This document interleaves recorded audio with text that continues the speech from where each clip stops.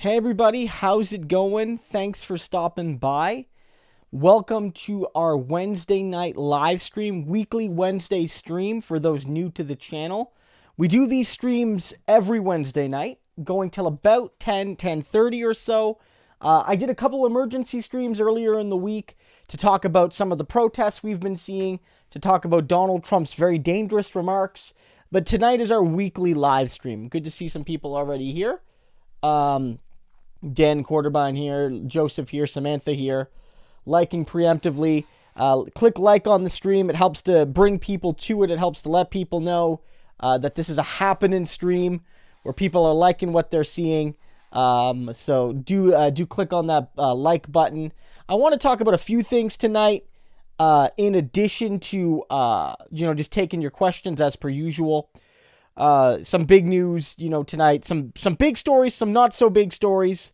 People say, like, Winston saying martial law is a serious threat with Donald J. Trump. Not so much with Sleepy Joseph. I mean, I don't know, right? I mean, it certainly doesn't look like Biden would go that far. Although, I wouldn't say that's 100%. But yeah, I mean, Donald Trump is talking dangerously in a way that we haven't seen really from U.S. presidents, and we certainly haven't seen in a very long time, right? So that's something that is very concerning. I mean, right now what you're seeing though is that even pretty strident conservative voices are coming up against him.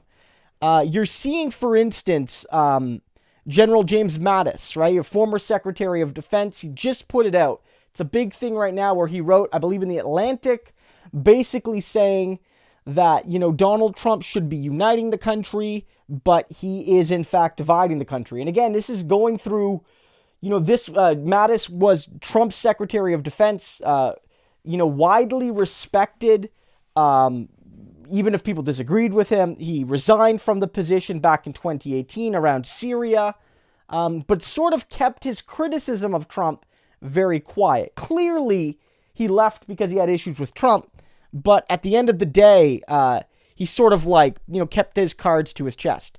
And now what we're seeing in reality is Donald Trump getting criticized by some of his former officials, and it's quite telling. It's really quite telling that we're seeing this, right? We have somebody like Mattis, who is a longtime loyal Republican. He's a military professional, but he served mostly under Republicans. Yeah, of course. Brianna was just a couple minutes late. Brianna is joining us as per usual, to join us here. Well, John Emack says the warmonger says stuff I agree with. Look, there is an element of that in this time, but it's also from a political perspective very telling. It's not so much, the warmonger agrees with me, ergo the warmonger is good. It's more to say, even these traditional bases of Republican loyalty are starting to soften a bit. Pat Robertson, the famous televangelist, right? Even yesterday, he was like, it's not cool, right? It's not cool what we're seeing from Donald Trump. Donald Trump has gone too far with regard to what we're seeing. Donald Trump has gone too far condemning protesters. Donald Trump has gone too far in threatening to use the military on civilians, right? So even these very traditional voices are starting to turn on Trump and the Republicans. And I think that's the real story here. That's the real story here. And that's why I think it's so important. That you're seeing Republicans do this. And you're seeing other Republican governors say it as well. And I think that's a really bad look for Trump. Again, it's not about bringing in, these people into the resistance. I'm not one of these folks who's like, oh, David Frum's a good guy now because he's on our side, right? It's more that, if you're losing all of these people, how can you expect to win? I mean, Trump barely won last time, right? Trump won largely because he had, a close election. There was lower turnout. No one expected him to win. People sort of took him for granted. And then despite all that, he was able to win running a bad campaign because of the Electoral College, right? So like that's the factor here. That's the factor here. What we're looking at, right? I don't know what you think. What do you think about that? It's like these people aren't allies, but it's like if Trump is losing them, it's a bad look, right? Yeah. Right? Yep, for sure. So, in addition to that, I think we have to look at the FBI and Antifa, right? This is an interesting story. People saying Samantha Sider saying hi, Brianna. A lot of people saying hi, Brie. Mm-hmm. Tom S saying we look adorable together. At least one half of us is adorable. Oh, you're funny. Yeah, at least one half is. But maybe Brianna has enough adorability for the both of us. But in any case, what you're seeing from Antifa is this whole narrative from Trump is that, we're can you be anti-fascist and not Antifa? I don't think so, not necessarily. In terms of Antifa, the organization, maybe, but see, Antifa is not really an organization either, guys, right? It's not really a thing. It's an idea. It's an ideal for most people. And I think to declare yourself in opposition to Antifa is to declare yourself largely as an ally of fascism. That's my view. But the point is, Donald Trump is basically trying to criminalize Antifa, supposedly because it's they who are the ones causing the damages and the riots and the discontent at all of these protests, when what we're actually seeing is that the FBI reports, private reports that Ken Klippenstein and other people have found, is basically saying that the Antifas play no role in this at all. Like, in any substantive sense. And even, it's like, oh, people should have rights. And they're like, terrorists. Yeah. Well, yeah, exactly. Well, exactly, right? And so, and so basically what you're looking at there is, this confirmation from sources that are not pro-Antifa or whatever, people who are classified as Antifa identify with, saying, well, actually, Antifa is really not that big of a deal. Right? That's the simple truth, right? And so nonetheless, when people are protesting and are getting arrested, what you're seeing, what you're seeing on the ground is that people that are ostensibly connected to what might be understood as Antifa, again, it's not strictly a thing that exists. There's no president of Antifa. There's no headquarters. There's no Antifa Inc. There's no official website. None of those things, right?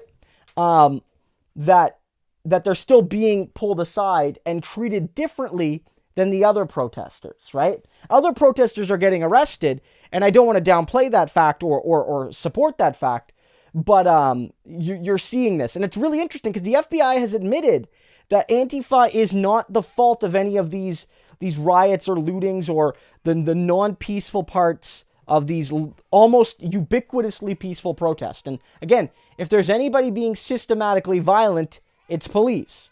You might hear our son Demetrius there on the baby monitor. He's, we just put him down for bed, so he's still a little restless. Yeah. So that's where we're at with that. I think another interesting story is the okay. Well, we got a super chat from Samantha, so we'll certainly take that. Okay, super chat from Samantha Sider, and she says the protesters are representing the best of America. Yeah, Samantha, thank you for the support and for the great comment. I think you're 100% right. And as I noted earlier today in my video, on Keith Ellison raising the charges, because that was another big story today we could talk about, is Keith Ellison has come out and raised the charges on Derek Chauvin from third-degree murder / manslaughter up to whatever it is, second-degrry murder, and he's charged the other three police officers, right? Liu Tao, Alexander Kung, there's another guy I don't even know. I don't need to know their names. They're not that important. The point is that they've all been charged now with aiding and abetting murder, basically in support of Derek Chauvin.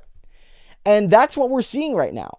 we're seeing this this fundamental move to bring greater legal consequences, right? And this is happening, yeah, because Keith Ellison's a good guy. Keith Ellison's a progressive. He believes in racial justice and economic justice, and he believes in holding law enforcement to account. He was a Bernie Sanders supporter. When he was up for DNC chair, he was backed by Bernie and a lot of other progressives. But, you know, fundamentally, why we're getting this, move now is because of the protesters. Protesters in Minneapolis, in Minnesota, all around the U.S., all around the world to some degree as well. Here in Canada, there's been protests in London, in Greece, in Denmark, in the Netherlands, all over the world. There's been protests against Donald Trump, against the Minnesota police, or the Minneapolis police, against the local officials, against what I think was very clearly their attempt to get these dismissed by putting up a sham of an autopsy that tried to blame George Floyd's death on George Floyd having quote-unquote pre-existing conditions, and I'm glad to see it. And it really is the protesters. So, you know, when Samantha says the protesters represent the best of America, I definitely agree.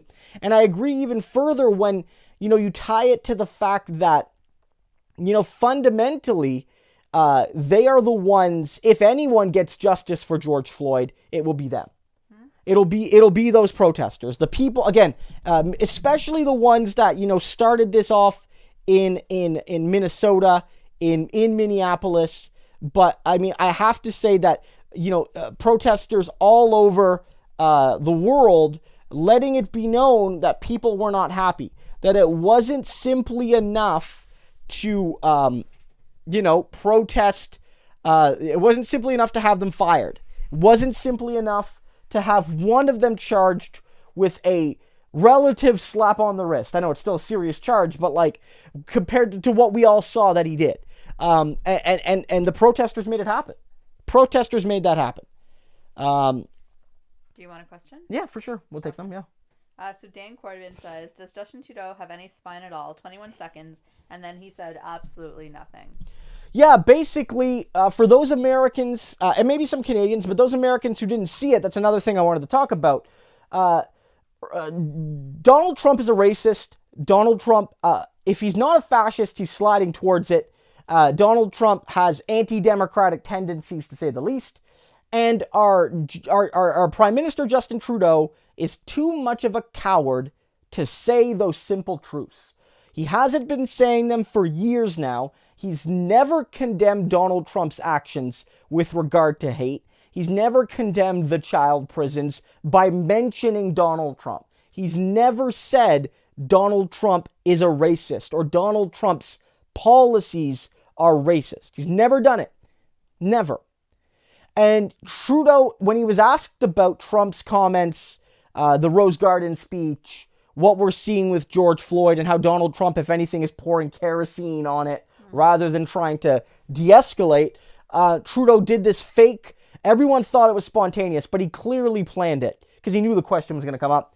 This 21-second pause before going into a boilerplate answer about, you know, the supposed value of tolerance and how we have to stand up to racism and we have to stand up to hate and we have a common humanity and all those things that any leader will say. And there's nothing wrong with those words necessarily. And in response, Jagmeet Singh, the leader of the federal NDP, Canada's left-wing party, Social Democratic Party, the Bernie Sanders style party came out and said, that's not enough. You need to hammer Donald Trump on being a racist. You need to say the R word. You need to do it. Is Donald Trump a racist or isn't he? Any reasonable-minded person would say yes, right? And so now the whole debate is you have all these liberals in Canada. And when I use the term liberal, I don't mean it for progressive. I mean liberal as in, corporate Democrat, people who are ostensibly progressive unless it inconveniences them, saying, well, Justin Trudeau couldn't do that. He has to protect Canadian interests. Jagmeet Singh is just trying to score points on Justin Trudeau. And it has to be remembered that Jagmeet Singh is Canada's first ever major party leader at the federal level to be racialized, to be not white. We haven't had a whole lot of non-white leaders at the national level in Canada, sort of like the United States.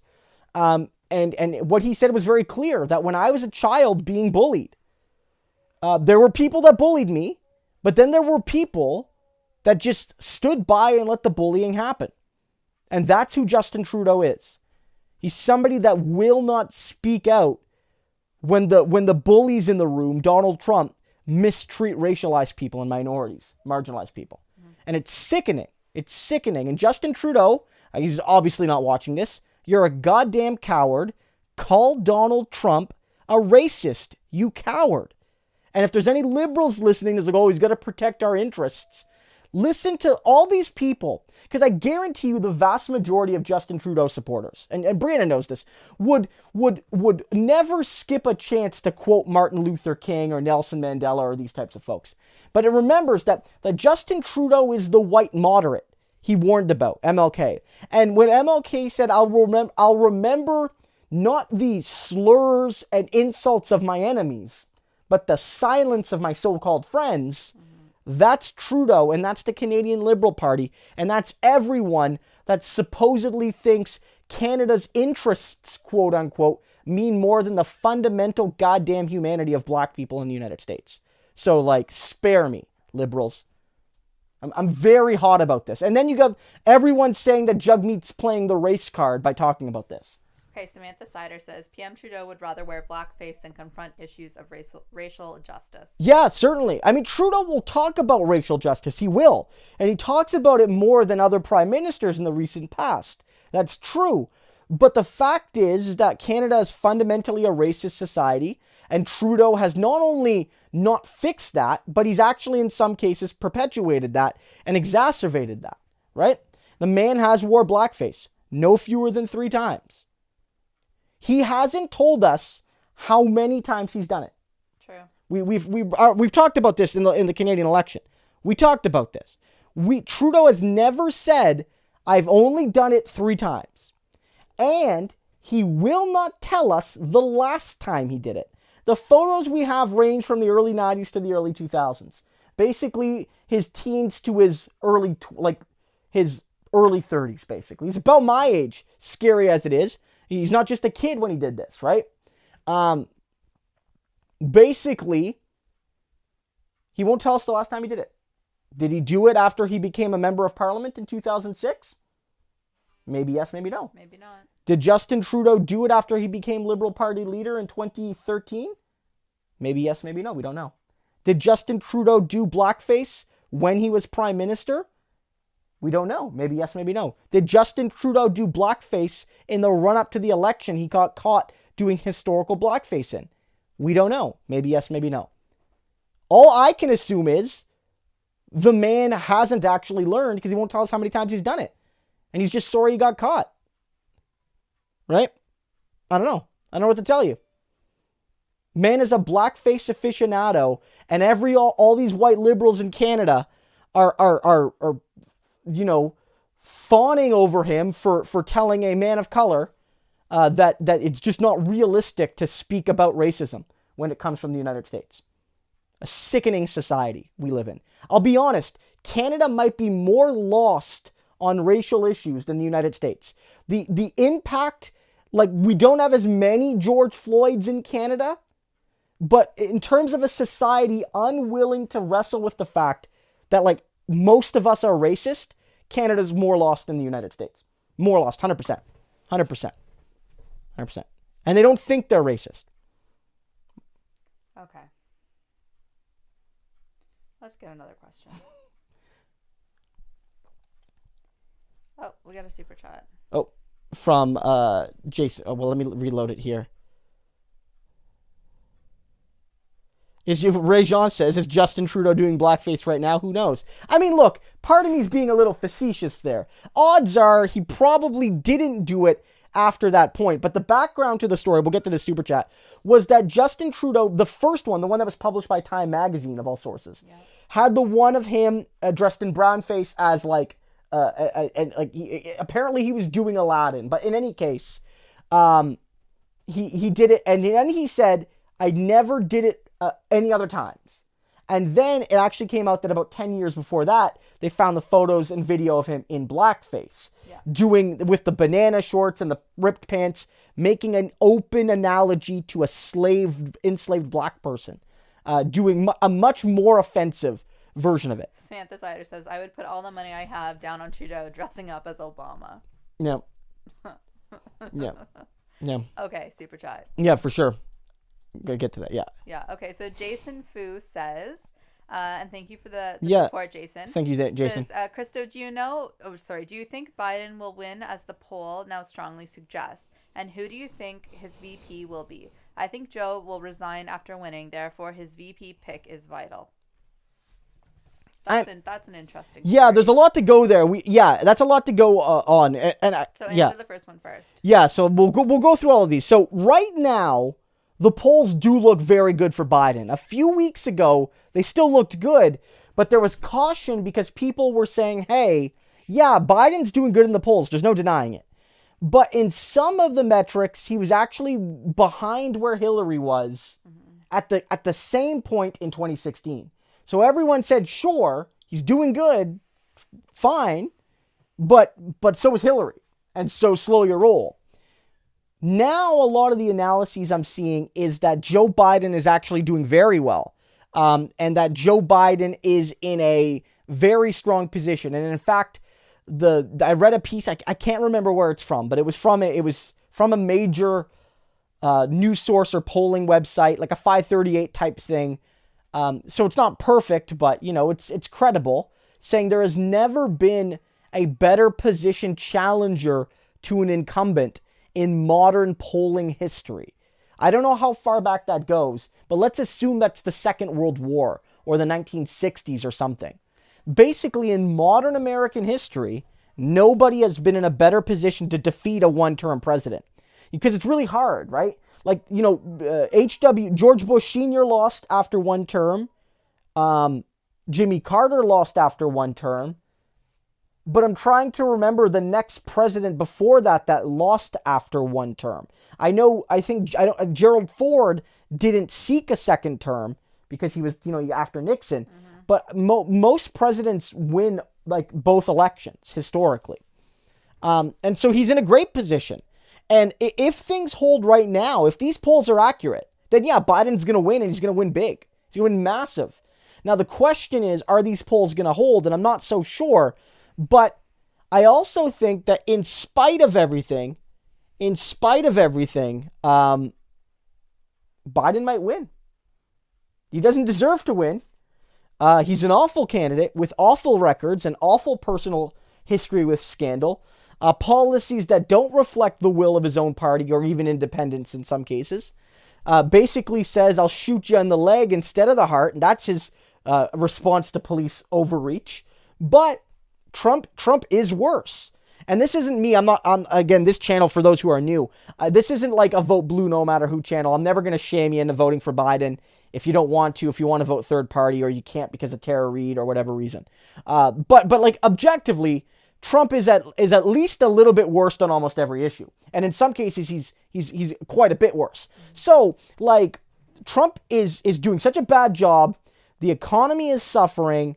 His response to COVID has been awful. Most world leaders have seen big jumps in their popularity. Justin Trudeau doesn't deserve it. But if you look, he was very, very unpopular, more unpopular than Donald Trump under some metrics. Mm-hmm. And now he's incredibly popular. Although a lot of people are saying that just reflects that the government actually did something about COVID and not Trudeau himself. 100%. Brianna nailed it right there. But the point is that that's the bar is low with what it's like most premiers in Canada, most governors. We're getting away from the question. Yeah. So part 2 is who do you think his VP will be? Well, one thing I want to just say here though is that the risk is like the benefit for Biden is that maybe Trump's still getting a COVID bump. What if he loses that? Then he's in huge trouble. The one caveat I would say is Biden is a bad candidate and will tell black people they're not black if they don't vote for him and make other gaffes like that. So never put Biden's inability or ability to lose this. Never forget that.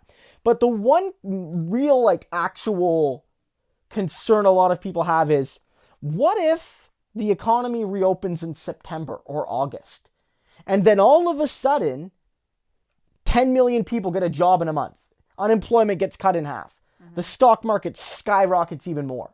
And we know it's a mirage. And we know it's just simply getting back to even. But if Trump is successful at spinning that as, well, you know, I've had the best quarter in economic history. August, September, October, the best 3 months of growth in all of this country's history.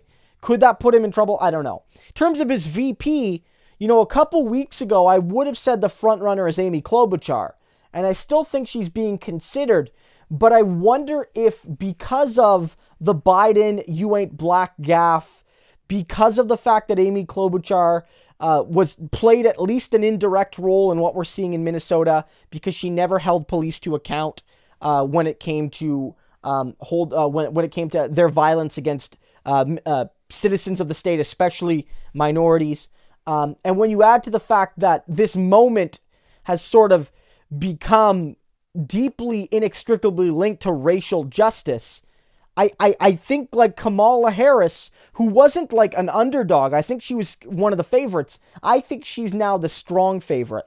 And like, if I look here, I can just like Google this quickly. VP betting markets. If you go to VP betting odds checker here, this is odds checker. Most people are saying right now that Kamala Harris is the favorite. Let me see if I can get my, without these weird, the American, the way they do it with their weird odds. I like decimal odds. Let me see if I can bring that up. I don't think I can. Wait, settings right here. Decimal. Okay, so right now, the favorite is, it's looking like Kamala Harris. Looks to be the favorite in almost every single poll. Amy Klobuchar is still in an okay position, but Val Dennings has really skyrocketed. She's a Florida congresswoman. She's actually relatively unwell known, right? But I think... well known? Wait. She's relatively not well known. Or just unknown. Or just unknown. Yeah, sorry, guys. Real efficient speaking. The point is, though, I think him picking a black woman has really gone up. And you could think whether or not that's a genuine thing or it's cynical. But like, I think like, I could have seen him picking Kamala Harris 2 weeks ago. But now I think he's going to probably pick Kamala Harris. That's my viewpoint. And just him resigning after, I know this is what we got through. Him resigning after, I do think personally that he's not going to seek a second term. I don't think he's going to resign right away. That's going to really delegitimize his VP, I think, because the people elected Biden. I think at the very least, you're going to see him try to finish out a term because he won that term. And then what he's going to do is he's going to position his vice president to be his successor and run again. Right? And now that person will likely still have to face a primary, but it'll be very unlikely they'd lose, given that they were, the VP and they'd have the Biden endorsement. But that's what I'm thinking. So I think the plan would be Joe Biden wins in 2020 because he's already going to be an old man and he's not in the best wherewithal right now. Kamala Harris would be the heavy favorite to become the nominee in 2024 from the vice president position. That's what I think. That's what I think. Yeah. Possible. Yeah. Okay, Joseph Mangano with the super chat says, do you think brands and celebrities should feel compelled to take a stand on BLM? Also, since I paid for the extra characters, Steve King lost, haha. Joseph, thanks so much. Who's Steve King? Okay, well, we'll get to that. Yeah, Joseph, thanks for the comment and the question, and thanks for paying for the extra characters and making good use of them. So here's the thing. There's a sports show I listen to in Canada called Tim and Sid, and they talked about this, and they made a really good point last night when I was listening to it before bed. I just the podcast version that there are some brands and some celebrities, some athletes that are putting out really thoughtful things. They're not getting it 100% right, but they're actually like saying something. Even Logan Paul, go watch David Dole's video on Logan Paul of all people saying actual things of value. And then there are people that are just lying, opportunistic scumbags. And you could say that about brands. The NFL putting something out after what they did to Colin Kaepernick or the 49ers. You've seen like companies that have historically discriminated against black people. You've seen all these sorts of things. Yeah, and it's just boilerplate. I don't care about that. I don't care. And if anything, it's offensive. Brands should not feel compelled to do it. And brands that do it better actually mean what they say and better be ready to face the consequences of people calling them out if they've basically played a role in the wider issue of black inequality. Well, do you remember when Pepsi tried to solve racism with Kendall Jenner? Yeah, when Pepsi did the commercial with Kendall Jenner, and that didn't go over well. Some companies have come up, and then like Disney did something, and then they pointed out that their board of directors is entirely white, with the exception of one black man who's only been there for like 2 years. So it's like a lot of these companies are putting out statements, but they've never done the things that they could do very easily. It's easy. Like a company can't solve racism, but a company can diversify its leadership, right? These are easy things to do, right? Easy things to do. And diversified leadership is often found to lead to better corporate outcomes because you're bringing in better perspectives. So there's all sorts of reasons why you do it, even for purely selfish reasons. So from my perspective, don't feel compelled to do it. But if you do it meaningfully, I think it's important. I do. I think it's important. I think it's good. And Steve King, for those who don't know, was a very, very, very right-wing Republican. Basically said white supremacy, what's wrong with white supremacy, what's wrong with being a white nationalist, tried to glorify the KKK at some points, and was seen as so right-wing that he was starting to make Trump look bad and stuff. And so he was primaried, and he lost his primary. Now the Republican that defeated him ran as like less racist, but still pretty racist. And he would say things like, the reason we don't have the wall is because people like Steve King are distractions. That if we had more reasonable Republicans that weren't making us look bad, we would have gotten the wall built and things like that. So he positioned himself, whoever ended up replacing him, I don't know their name, basically said, I'm going to be a moderate Republican that prevents a Democrat from winning this seat, because Steve King probably would have lost because he's that bad. Now a moderate Republican, or somebody perceived as a moderate, will win. And I'm going to be better for Trump in his second term. So nothing, like, it's not a great day. It's not like he lost to a progressive, but any day Steve King loses is a good day. 100%. Okay. Yeah. All right. So another super chat. Ben Riley says, a building is a symbol, as is the act of destroying it. V for Vendetta. Yeah. Ben, that's a great quote from the movie, I assume, V for Vendetta. Yeah, buildings are symbols. I mean, all buildings are, but especially like whether it's a police station or like a government building or a big corporate building. Yeah. Buildings are statements. And yeah, and when you graffiti a building, when you demonstrate at a building, when you burn down a building, you're striking forward a symbol. And I think people get that, actually, because there was some really interesting polling. I didn't know how to do a video on it, frankly, without getting the video deleted for being like too inflammatory, and pun intended. But there was an interesting poll that came out that basically said a majority of Americans agree with Donald Trump about using the military. And a lot of people were concerned about that because they thought, okay, like maybe the American people will welcome fascism with open arms. Then again, there was another poll done the same day that said that a majority of Americans supported the protesters burning down the Minneapolis police station. They said, do you support the protest? And the vast majority, like more than 70%. But then they asked people, do you support some of the violence and rioting we've seen, including the burning down of that Minneapolis police station? And they said yes. Like, not as many as supported the general protesting, but they said yes. They said yes. They wanted to burn down the station. And that tells me that Americans understood that the symbolism of that police station burning while the fireworks were going off was worth it. It was the right thing to do. That's like the storming of the Bastille. Yeah, like look, I don't think you'd find support for burning down every police station in Minneapolis or anywhere. And there's been polling done recently that doesn't even really support things like big decreases in the police budget, which disappoints me. But at least in Minneapolis, people all over the country realized that station needed to burn. That station, like the Derek Floyd or the Derek Chauvin station, was a monument to racial murder, to lynching. And it needed to burn. Very interesting. Mm-hmm. That's the symbol. Okay, David Molina with the super chat says, do you think William Barr is going to intervene in the Floyd case? That's interesting, David. My inkling is probably not. I don't think so, because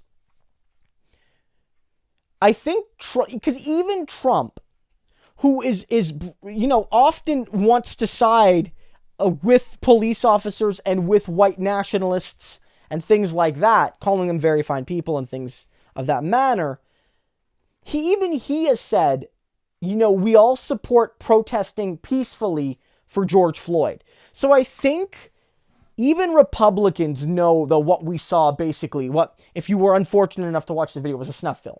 Like, we saw a murder. We did. And I think it's not going to be productive for the Republicans to go out on a limb to protect Derek Chauvin and his accomplices. I don't think so. I think, the intervention we're seeing from Keith Ellison is likely the extent. You're going to see, heavier charges on Chauvin. You're going to see those other 3 cops actually be charged with fairly serious crimes, although not directly murder themselves. And then we'll see the trial play out. That's what I assume. But I don't think you'll see federal involvement. Okay. Ben Riley says, looting is a form of protest as it shares capital with the underclass that had their wealth stolen and given to Wall Street. In my opinion, Target and MPD owed us. Yeah, I mean, Ben, I don't really disagree. I mean, I think there is something powerful about the fact that, the way the current system works is that people's labor, for corporations to make money, they make it both by selling goods for more than they cost to make, but companies will also basically operate on a theft of their labor value of their workers. Mm-hmm. If you have a job and you make $9 an hour, you're likely producing at least $9.01 an hour of value for your boss. And your boss gets to pinch that labor value. They're taking it from you. So what Karl Marx said, they're basically stealing your labor value. And corporations do it on an endemic scale. And if you want to talk about looting, people have noted this. Bernie Sanders noted this. The real looting is corporate welfare. The real looting is wage theft. The real looting is companies not letting workers take breaks, which is essentially stealing a little bit of their wages. And if you do that to thousands of workers for thousands of breaks as a big company. And I hear what you're saying, but in a way, looting and this kind of thing really undercuts the message that the protesters are trying to get across, because then it becomes not about racial injustice. Then it becomes about the crimes that have been committed during the protest. I mean, I think that's fair to some degree. And it should be noted that while there has been looting, it's gotten far too much media attention relative to what we've been seeing. Well, that's the point. Yeah, yes, right? yeah. That is exactly my point. And some of the looting we've seen has been done by white nationalists and by police officers. Police officers, I have no doubt in my mind that police officers are purposefully making things look like looting and rioting to to stigmatize the protests. I have no doubt in my mind, not one bit. We saw it on the first night where the person carrying an umbrella with the gas, the professional gas mask, just routinely just smashing windows in a systematic fashion, was clearly somebody there to make it look worse than it was. Right. Okay, so Ben Riley again said, I don't like the commercialization of progressive movements, but I understand. Yeah, Ben, I agree. I think that's a fair point. You don't want everything to be corporate, right? I think you have to kind of take the good with the bad. When corporations start to embody some of your viewpoints, of course there's a risk that they're going to water down the essential and just take what's corporate friendly. So they're gonna squeeze the orange juice for whatever they can. They'll take the juice and they'll leave the rest. So, when we talk about things like racial justice, they'll find a way to make a nice statement. They'll have they'll diversify their corporate boards, but there won't be any push for a $15 minimum wage, which will help everybody, but especially like black women, Hispanic women, minority women. There won't be calls for more unions, which help narrow the racial and gender pay gap, but here in Canada, but also in the U.S. And so you want to be careful of corporations co-opting your message to such a degree that they destroy it. Nonetheless, there is something positive to say that companies, that these sorts of people feel now that it's actually advantageous to take these stands, meaning that these groups have done a great deal of work in only a few years to make their message stronger. It's always the balance of Bernie. The good about Bernie being so successful in 2015, 2016 is that even if he didn't ultimately win this time, Bernie set the parameters for debate in these primaries. Mm-hmm. The primaries last time were Hillary Clinton thinking that she was going to become Queen of America, and then this ragtag socialist, speaking about his ideas. But this time, it was all, are you with Bernie or are you not? Do you support Medicare for all? Do you support a Green New Deal? Do you support this and that and this and that? And if you're not with Bernie, what are you? And then they would say, well, I'm not with Bernie Medicare for all. I want a public option. Or I'm not with Bernie for Medicare for all. I'm, for this and that, right? And I think that the challenge there is that people like Kamala Harris and all these sorts of people said they supported Medicare for all, but then when you actually looked at their plans, they didn't. Everyone from Andrew Yang to Kamala Harris, even Elizabeth Warren, said they used the words Medicare for all, but then they actually didn't support it. And so that's the challenge for the left as we find success. It's about being vigilant with our ideas, but we have to resist gatekeeping, because then our message has a hard time getting forward. Mm-hmm. And I don't know the balance. I don't know. Do you have anything like balancing gatekeeping with protecting, or balancing a resistance to close people off, but without diluting your message? I'm not wading into that water. No? No, Brianna's not wading in. She's gatekeeping the answer from us. Sometimes I'm a fan of gatekeeping. Sometimes I'm not. It depends if I'm holding the gate, I guess. Yeah. Okay, so we do have a super chat. So can you go back to yes, yeah. Sorry, I saw it right. Yeah, there it is. Yeah. And then we have a question from Aspie for Peace, I think. Okay, for sure. We'll get to that. Yeah. Okay. Ben O'Reilly, thanks for the super chat, says, there's been studies on protesting. If you're quiet, they ignore you. If you're violent, they attack you. If both happen simultaneously, then real change happens. Then people become good cop, bad cop. Yeah, I could see that. Yeah. And it kind of fits that mantra. What's that mantra in politics or in anything? It's like, first they ignore you, then they laugh at you, then they fight you, then you win. I think there's something about fear you in there. But yeah, that's essentially... that generally thing, right? And so it kind of fits that, right, Ben, where it's like, and you could even, whether it's with protesting where these small little movements will just get ignored at first. No one paid attention to Black Lives Matter except for the direct activists. They weren't even really oppressed because, they weren't, and then they laughed at them. They would find isolated examples to make fun of, and they would ignore the substantive things. And then the movement became too big to ignore. Black Lives Matter and their millions of allies started to launch this international protest. And now you're seeing the start of the change. Now, I don't know if they're going to win. There's a long way to go before that can happen. And I don't know, even if you agree that Biden is better than Trump and you are voting for Biden, I think we can all admit that Biden isn't really a win for anybody progressive. Biden is just a prevention of Trump. Biden is like a draw that you're losing a match, and the best you can hope for is to pull out a tie or something. But like the point is, you're right. We are pushing. Black Lives Matter is pushing now in a way that can't be ignored and that has to be fought. And it brings out the contradictions of capitalism, of liberal approaches to racism and racial equality, and you're seeing it. And the police are being exposed, and the politicians are being exposed, and the corporations are being exposed, and it's leading to real change, or at least change of perceptions. Okay. So Aspie for Peace has asked a question a couple of times, and I just want to. Yeah, for sure. Okay. So Ben O'Reilly, this goes on his super chat before. He says, "That's why you listen to the humanitarian option first, so you don't get the riots later. It's social game theory, i.e., tit for tat." Yeah. Like, look, I mean, I'm not suggesting that like everything would have been funky dory if they would have immediately arrested and charged Derek Chauvin and the other officers.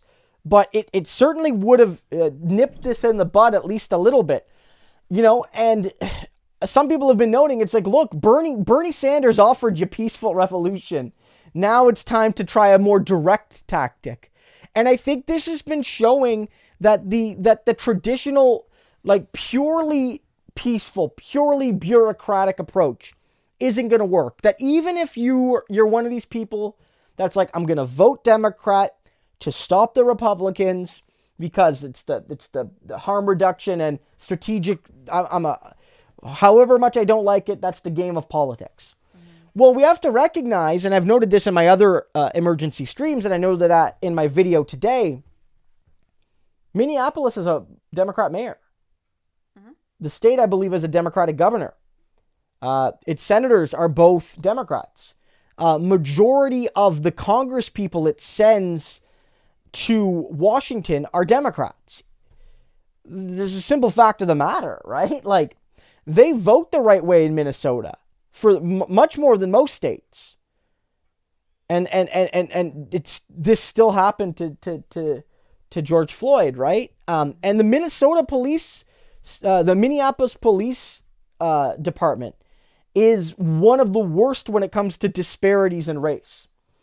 And so it's in a very blue area in a progressive state with a deep and rich union and progressive history. It's, Minnesota, right? And this still happens.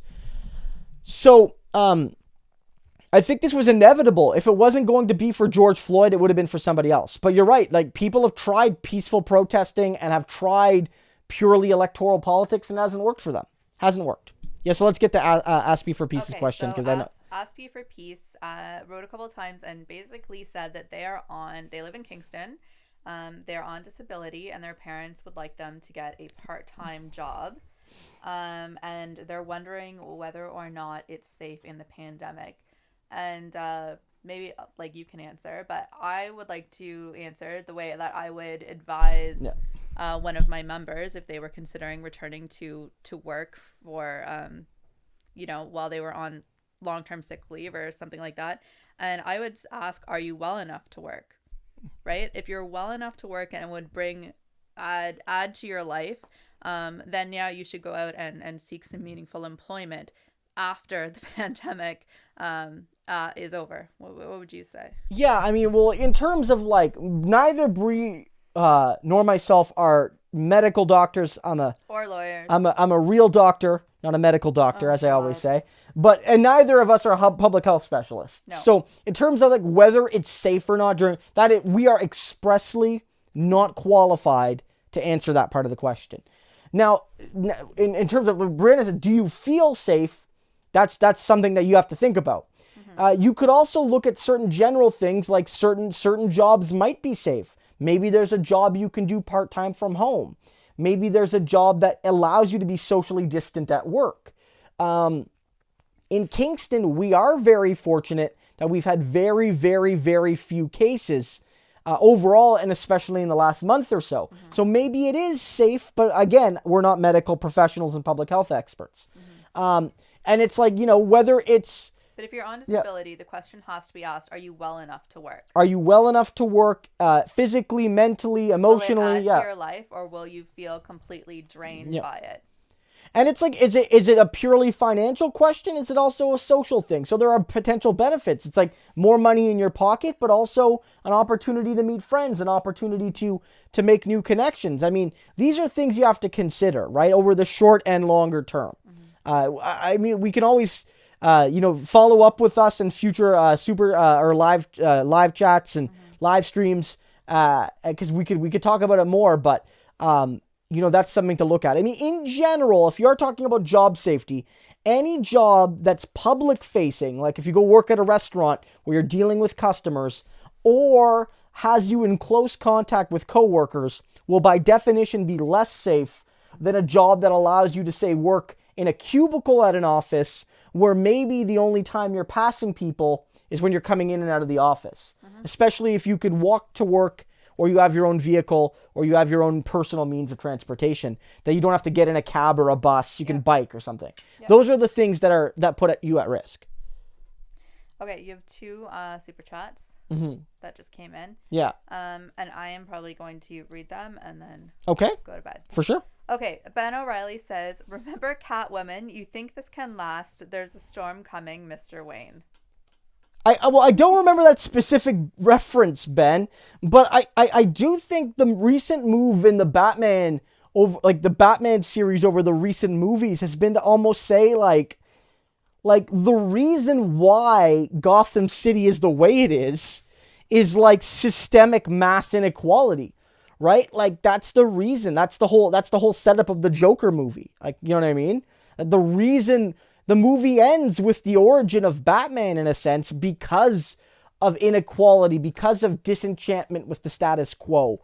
And Batman is always a sort of interesting hero to me because, most of the time he's just beating up street criminals. And if he just gave all of his money away, those street criminals wouldn't need to do street crime.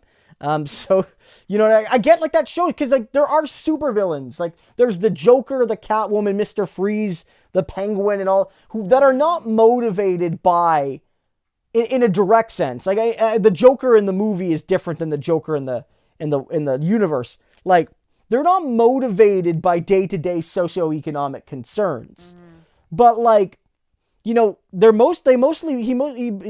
up a lot of street thugs and stuff. I think Batman would have better things to do. Okay. So like, when you talk about it though, it's like, why does this happen? And in part, it's the Gotham City is a sick society. And the cure is not a guy grapple hooking and beating thugs. It's a more fundamental change. Yeah. Okay. So I'm going to read this and then I'm going to leave you. Yeah. Okay. WCKDL. Cool. Cool Taba. Cool. Okay. Well, I'm. Wicked cool. Wicked cool something. I can't. Oh. Wicked cool. Bitch. Wicked cool bitch. Okay. Make sure you got that one right. I don't know. I don't do you insulting my channel viewers, babe. Sorry. Yeah. I think that's what it says. Okay, they said, sorry.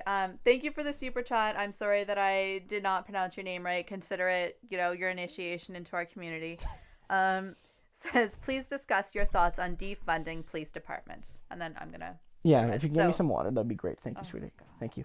I mean, I'm in favor of it. Now, of course, there's always going to be practical discussions of, what does a community need? Because like, there are some people out there that are police abolitionists, but I would say most people aren't there yet, or it'll take time to get there. So like, do you think, for instance, that you need more police? The big cut should come less in the total amount of police officers and more in the fact that they don't need police tanks. Do you think the cut should come from the fact that the police need less guns and things like that? Do you think that the cut should come from the fact that police officers we do need less cops. These are all discussions to be had. In general, I would support cutting police budgets, though. And I'm not an expert, so I can't say exactly where those cuts should happen and how much. But I would support substantive cuts, and that money could be reallocated to other local services that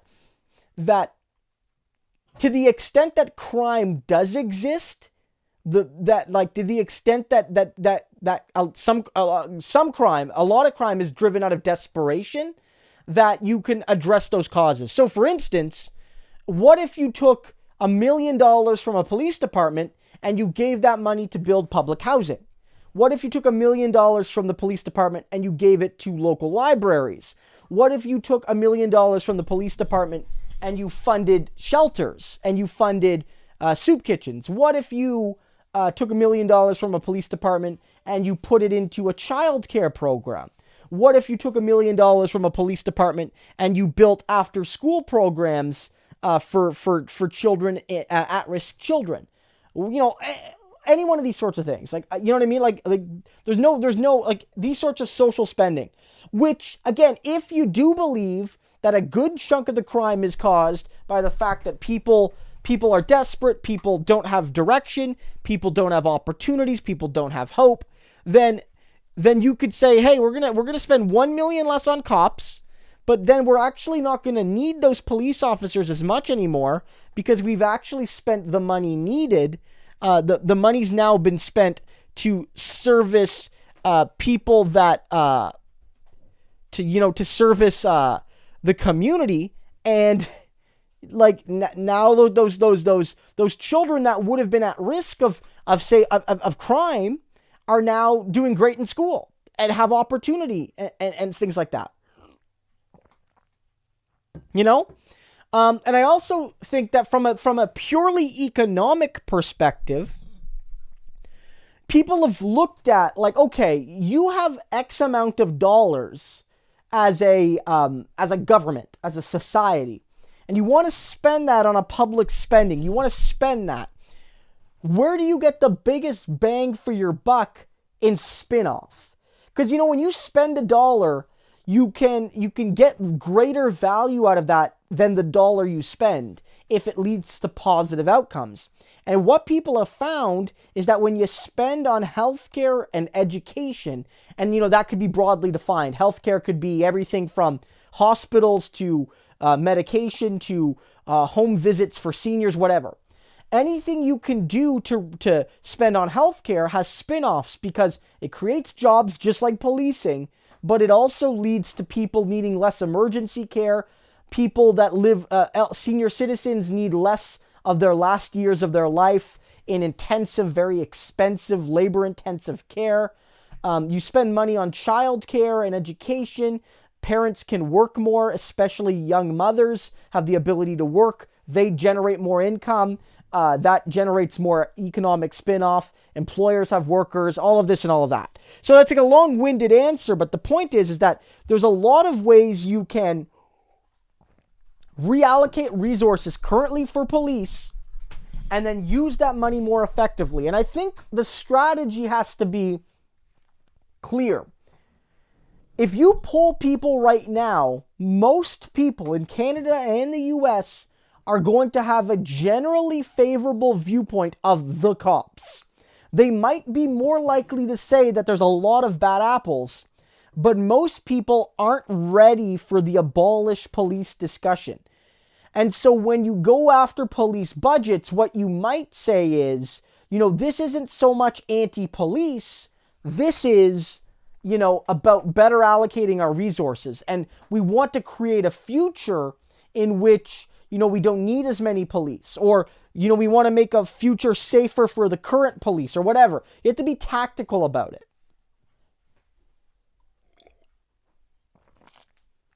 So from my perspective, yes, we should be looking at cutting police budgets. We should. And maybe the way to start is to not go after jobs. is to like not say we want, like, this city has 1,000 police officers. We want to have 250 of them fired. Maybe the goal is to start with the excessive like weaponization of policing. All these like gadgets and tools that police departments, like Craig has a super chat here. I'm just about to read it. Like basically, like Winnipeg, Manitoba bought a tank. Now they get really mad at you when they call it a tank. They call it like an armored vehicle or whatever, but it's a tank. A police city bought a tank. Like a city police thing bought a tank. And they don't need a tank. And so if you were going to like go after police budgets, you could say, hey, let's cut the police budget. We don't want to take the jobs away from police officers, even though I wouldn't mind doing that.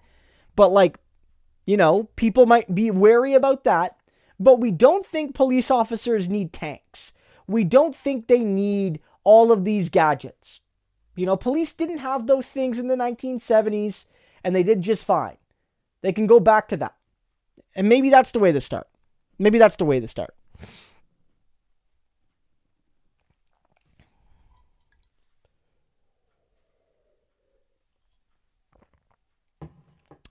Craig says, with the super chat and a great comment here, says, actually, some Batman villains did just need money.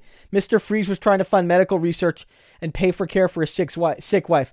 Craig making me look bad with his, you know, knowledge of the canon. No, you're right. You're right. Like, and sometimes it's like, you know, you need money for your venture or things like that. And I know the Bane villain was rooted in this discourse around inequality and you know, fighting against the Gotham elite. So you're right that you know, in some ways the villains are more sympathetic in the Batman universe than in a lot of other universes. I mean, like, you know, a good villain in most stories is gonna you have to have some sympathy for them in a story, or at least I like to think like that the villain has some sympathetic aims.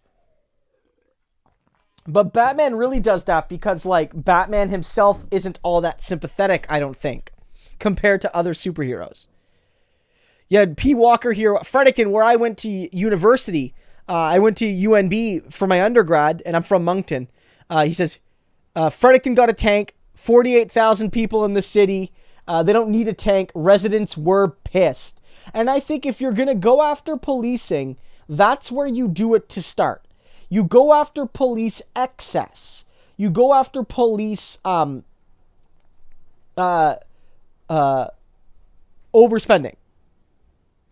I think, for instance, why not look at going after excessive overtime? Is that raining? Yeah. No. Apparently it's like crazy raining right now. So if we lose internet or power, apologies, but we're getting one of those like 20-minute rainstorms we sometimes get here in Kingston. Fact of the matter is, like, people were pissed they bought a tank. Maybe you fight the tanks first. Because people still like their local cop. They might acknowledge there's more bad cops than they thought before, but people like their local cop still. Especially white people. Like, especially, like, if you're white and middle class and you're not, and you know, you don't have legal issues, you don't have disability or mental health issues, the sort of things that the police stigmatize, race, poverty, mental illness, all these sorts of things, then the police generally don't treat you that bad. I've never been mistreated by a police officer. I grew up poor, but I was lucky. I've never been mistreated by a police officer. I don't think anyway.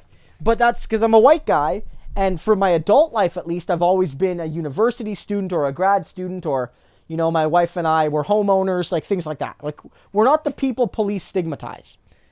So, well, like 1999, see, they'll say it's not an attack tank. Like, it doesn't, I don't think it has like a gun on it. Craig, can you tell us about the tank, maybe? Craig might give us some info on the tank, because he's on the ground in Manitoba, in that part of Canada. But the city police in Winnipeg were very, very mad that people dared call it a tank.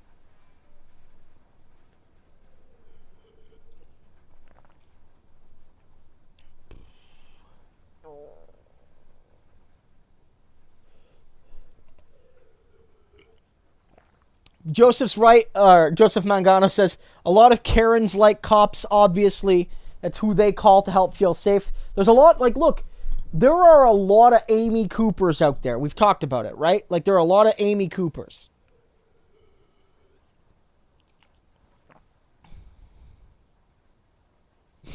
Vaudry says it's an austerity tank. Olivier saying that, we really do have to elect Biden. Look, I mean, this is going to be a real debate people are having. I mean, my channel, again, maybe I should do a poll of my channel. But, I mean, I got a lot of viewers that just will not vote for Biden. And I have a lot of viewers that are basically like, look, I got to vote for Biden no matter how much it pains me. I have very, very few viewers that are actually looking forward to voting for Biden. Like, none of my viewership is pro-Biden. They're just more anti-Trump than they are anti-Biden. And the question is, does that mean they're voting for Biden? Right? I don't know what the answer is going to be. I mean, from my perspective, I just reject vote shaming. If I was in the U.S., honestly, at this stage, I'd probably vote for Biden. I probably would. I don't know. Not 100 on that. But I probably would. Especially like, I don't know. Yeah, like that's the Tara Reid thing is the thing throwing me, right? Like Hillary Clinton, there's a lot of bad stuff there too, but, there was something historic about her, but Biden's in some ways, he's worse than Hillary Clinton, So I don't know. I don't know what I would do. Like, as simple as that. Yeah, guys, a lot of people say can't vote for him. Yeah, I totally get that. 100%. 100%. 100% can't vote for him. Thomas Filion says next time with a little waving hippo. Thomas, thank you so much for the support and the fun little hippo. I love those little stickers. I often get a dancing, it's like a pear, like a little pear that's working out. Those are really fun. Actually, I like those.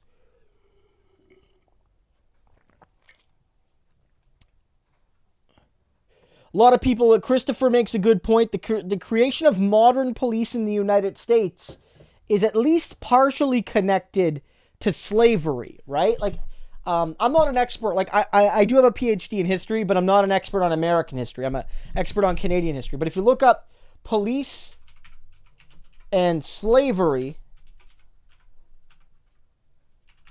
if you look that up, there's an article here from Eastern Kentucky University, which basically says, I could post a link in the description, like, this is the only, I've read lots on this, and it basically gives you a study here, a rundown about how modern policing in the United States sort of arises out of slavery. I'll just find like a thing here. The birth and development of American police can be traced to a multitude of historical, legal, and political economic conditions. So, of course, it's not just slavery. Nothing's ever just one thing. But the institution of slavery and control of minorities were two of the more formidable features of American society in how policing evolved in the United States. So it's not just because of racism and slavery, but the function of American policing is inseparable from racism and slavery.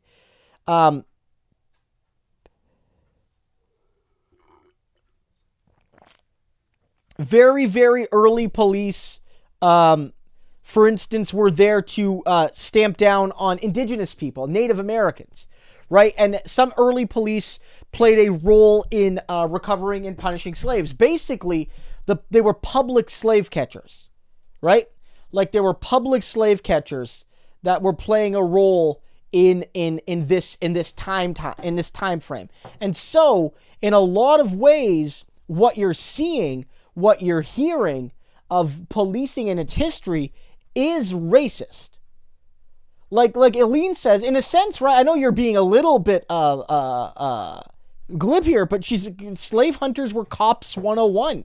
And that's not even really wrong. P. Walker, it is also about class enforcement. But in some societies, it takes a different role. In the United States, class and race are linked, right? Especially in certain parts of the country, right? This isn't to say that there were no poor working class white people in the South, but when you talk about the use of police to crush the lower class people, well, that's also black people, right? Jason Kennedy with the black cat. I like that.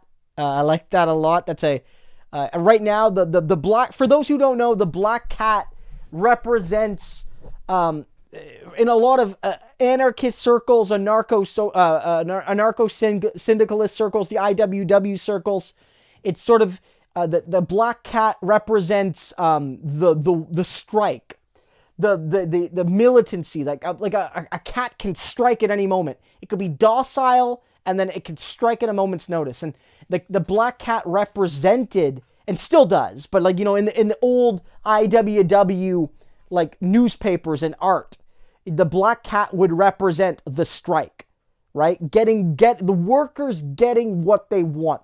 Direct action gets the goods, whether it's a strike or a protest or whatever, workers fighting, right? So yeah, no, P. Walker, well, not necessarily, right? It doesn't necessarily explain the rise. But what it does suggest is that in the United States, as I was noting, police don't operate the same everywhere. Again, there are some countries where the police don't carry weapons, and there are some where they do. And the function of police, the conduct of police, the type of police, how violent they are, really depends on where they are, right?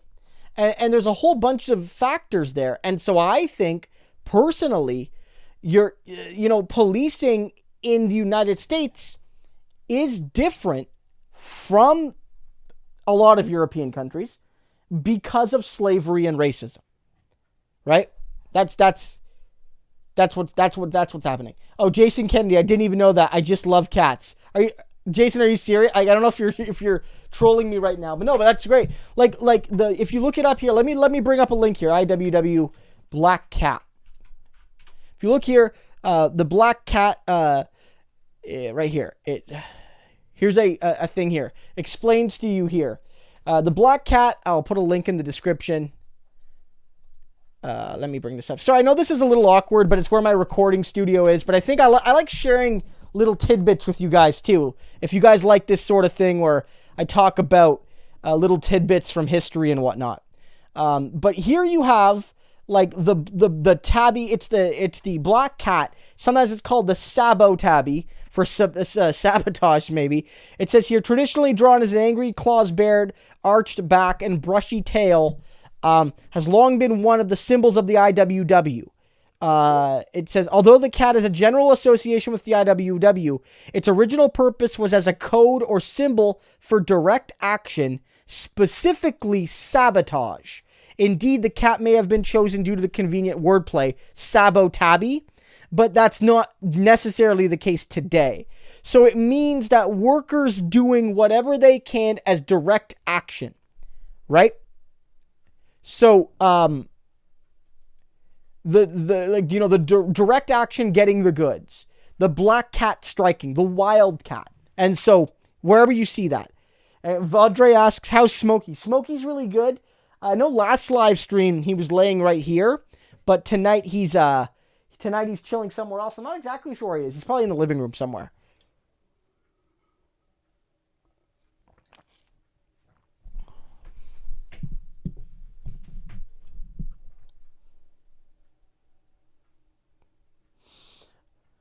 Ross says, hi, I'm from Brazil. I'm 13 years old. I'm really sad about all of this. Well, Ross, thanks for stopping by. Happy to have somebody all the way from Brazil and someone so young as well. I mean, I hope you're doing okay. I mean, I hope that you and your friends and your family are safe. I know that, in Brazil right now with Bolsonaro, I know it's really hard, right? Because sort of like Donald Trump, he's not really handled the COVID-19 crisis all that great. And I know that there's a lot of issues happening there, but I hope you're staying safe, and I hope that your community is staying safe. Yeah, and I mean, like a lot of people are noting, a lot of people in Brazil's a very a very, very unequal country, right? Like even more than in a lot of ways than Canada and the U.S., which have a lot of inequality, of course. Like Brazil is a society of great riches, but also great poverty, right?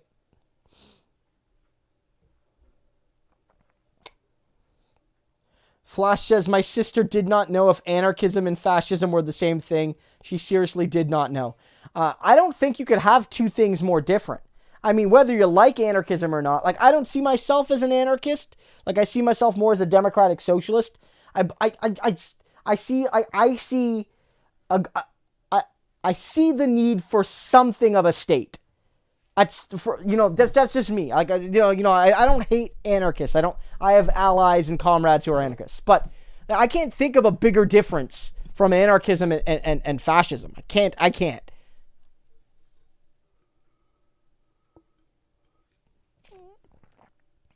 No, but it's great. And Raw, I mean, it's great to see young people be really politically engaged. I mean, I was interested in politics as a child, but I wasn't really engaged in politics until my early 20s, right? Like I watched it I was a news watching kid. Like I'd always watch the news and stuff, but I really didn't get involved with politics. Like Ram notes, I didn't really get involved with the NDP until grad school and things like that, right? So 13-year-old, whenever I see these young people really getting plugged in politics, it really impresses me and it inspires me too. So, Raw, I hope you're doing okay. And I hope you continue to stay strong and stay engaged. And if you ever have things you want to tell us about Brazil, do that. Because, I mean, I follow Brazil a little bit, but, I mean, not speaking Portuguese and not being from the region, I can only know so much.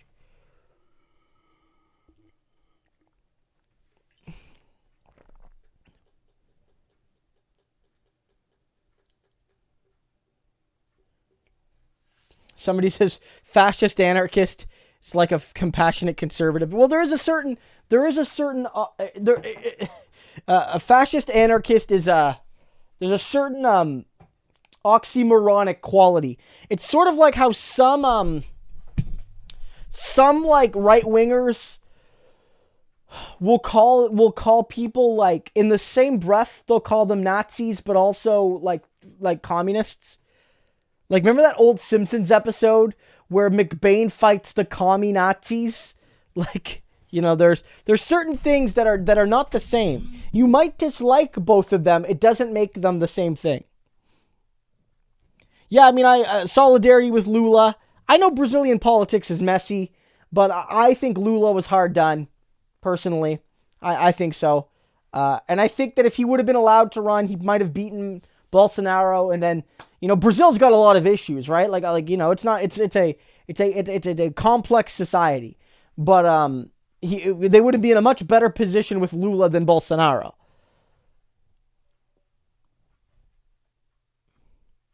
Wolfgang says Mexico's deporting Americans and building a wall. Yeah, I mean, if you look right now, both like Canadians are like, please, for the love of God, don't open the border yet with the U.S. We've talked a bit about this, how, Canadians still love Americans, but we trust you guys less than we did a few years ago because of the whole Trump thing. And a lot of Canadians are worried because you guys have higher COVID rates per capita and COVID fatalities. And Canadians are worried that if the border reopens, that it's going to cause a big wave here. And I mean, to be fair, if it opens in the U.S., there are some parts of Canada that have been hit hard. Like Montreal, which is only like an hour away from the border, has a lot of cases. Per capita, it's at American levels, Montreal. So, Yeah, Vaudrey makes a good point. David Lewis, who was the former leader of the NDP, his father was, his son was Stephen Lewis, who's a pioneer in fighting AIDS, and his grandson is Avi Lewis, who's married to Naomi Klein. He grew up in a Jewish community in basically at the edge of the Soviet or the Russian Empire and the Soviet Empire and westward moving, all these sorts of things. And basically he kind of growing up in that sort of Polish Jewish community was distrusted by both the nationalists because of his Judaism, and the communists didn't like his family because of they were social democrats, and so they left that part of the world and they immigrated to Canada. And I mean, that village where they came from would be wiped out in the Holocaust, and there would be almost. He went back later in his life, and there wasn't a single Jewish person left in his hometown. Right, like that's anybody who didn't leave like perished. Sort of like Bernie Sanders. Bernie Sanders' family, right? Bernie's dad. The Lewis family immigrated in the early 1900s, well before this. But I mean, Bernie's dad, right, comes from the same sort of thing in broad terms. Bernie's family that didn't leave, a lot of them lost their life in the Holocaust, right? So, yeah.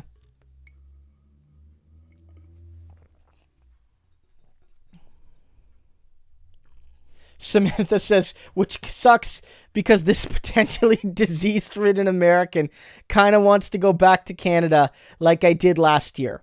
Oh, look, I mean, Canadians and Americans are going to start traveling again. It's a matter of time. Like, when the border reopens, you'll have lots of people crossing the border. The question is going to be how much less. Like, both countries depend on one another for tourism, or more accurately, like certain parts of the country really depend on tourism. So for instance, border towns, obviously. Canadian border towns, they get a lot of American tourists. They like to come and, see the Canadian countryside and these sorts of things. And Americans love coming to Canada because your dollar often goes farther here because the exchange rate is often pretty good for Americans. Right now it is, for instance. It's like you guys get 135 Canadian or so for every dollar. So that's pretty big. And Canadians love going to the States because everything's so goddamn cheap there, even with our dollar. Like you guys, like some things are cheap down there. And so, that's one of those things. And a lot of Canadians, I don't know if anybody here is from Florida, but certain communities in Florida during the winter, at least, are just totally Canadian. There's all sorts of like senior citizens that move to the United States on a semi-permanent basis during the colder months. They only come back to Canada, in like May or June or so. And then, when September, October rolls around, they're back to the United States.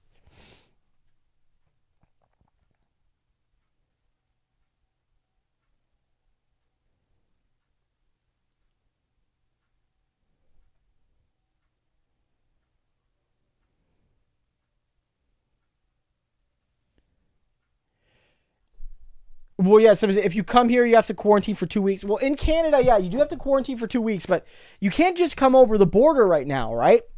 Like, the border isn't closed, but, like, it's only open to certain people, right? It's like Canadians that want to come home can come home if they have the ability to get here. Like, obviously, like, truck drivers and things like that can come home. Certain professionals, like medical professionals, can travel across the border because there are some Canadians that live in Canada and work in, say, Detroit at the hospitals in Detroit. So those people can obviously cross the border, like medical people and stuff. But yeah, if you're a Canadian right now, I don't know what the rule is in the U.S. I don't know, guys, but if you're a Canadian right now and you come back to Canada from the U.S. or wherever, you have to quarantine for 2 weeks.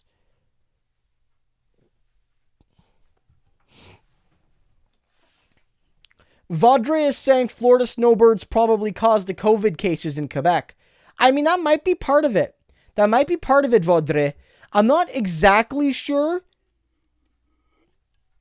One of the reasons I've heard Quebec got hit harder, like Montreal and Quebec and Montreal in particular, was the luck with March break.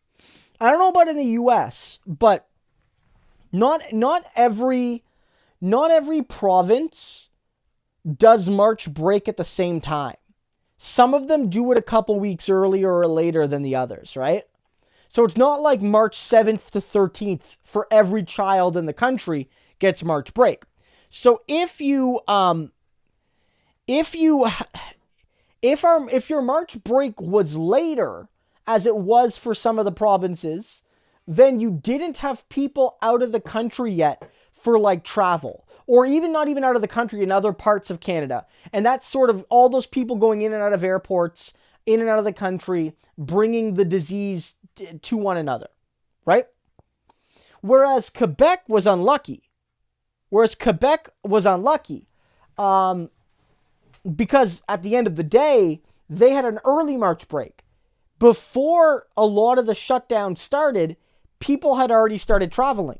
They were on flights internally and externally, domestically and internationally. And they came home, and then the shutdown happened. But by then, it was already too late for much of Quebec. It was already too late. Maria asks, do you think Trump is a dictator? Maria, thanks for the question and for the support for the channel. I mean, no, not yet. Trump isn't a dictator. Now, the question is, maybe the more interesting question is Trump, like, does Trump want to be a dictator? Is maybe a more interesting question in some ways, right? Because, Trump fundamentally can't be a dictator yet because the American political system, even if it's flawed, puts limits on presidential power. Whether those limits are in the states existing and municipalities existing, whether those limits are the Constitution, whether those limits are the fact that you need to pass legislation in the House and in the Senate, whether that's limitation is the fact that even if all Republicans agreed with him 100% of the time, he doesn't control the lower house. Like, all of these things are barriers. Now, does Trump have dictatorial tendencies?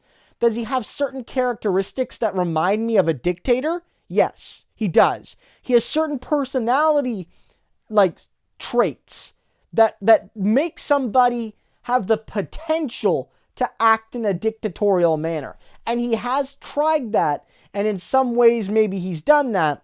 But no, with the United States as it is right now, it can't really have a dictator. It's not quite possible yet. And I'm not even trying to glorify the American system. It's just like, if you wanted a dictator in the United States, a lot more would have to change than what's changed.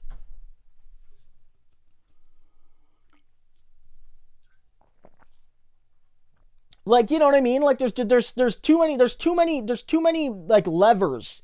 I don't always like the video, actually. I feel it's simplistic, but CGP Grey did this video on like the keys to power and how in democratic societies there's all these different keys to power, and even the most powerful people only have so many keys, and so it makes it impossible for them on their own to control things. Whereas in more traditional dictatorships where democracy doesn't exist, or it's more a sham than it is in the United States, the leader and only a few people, only their top officials have the keys to power. And America is still, even when it fails democratic norms, which it does, it's still not a dictatorial society yet.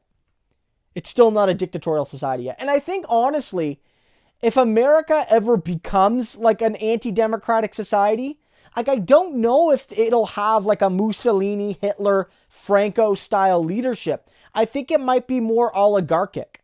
I think like you might see fascism in America. You might, but I don't know if it'll be one man or one woman or whatever at the top as like the undeniable one and only mega power. I wonder if like American fascism would be more oligarchic, and it would be like a board of like 7 people, and they basically elect the board among the head of the corporations, and in effect it's a democracy for the 0.001% and totalitarianism for everybody else. I think that's more plausible.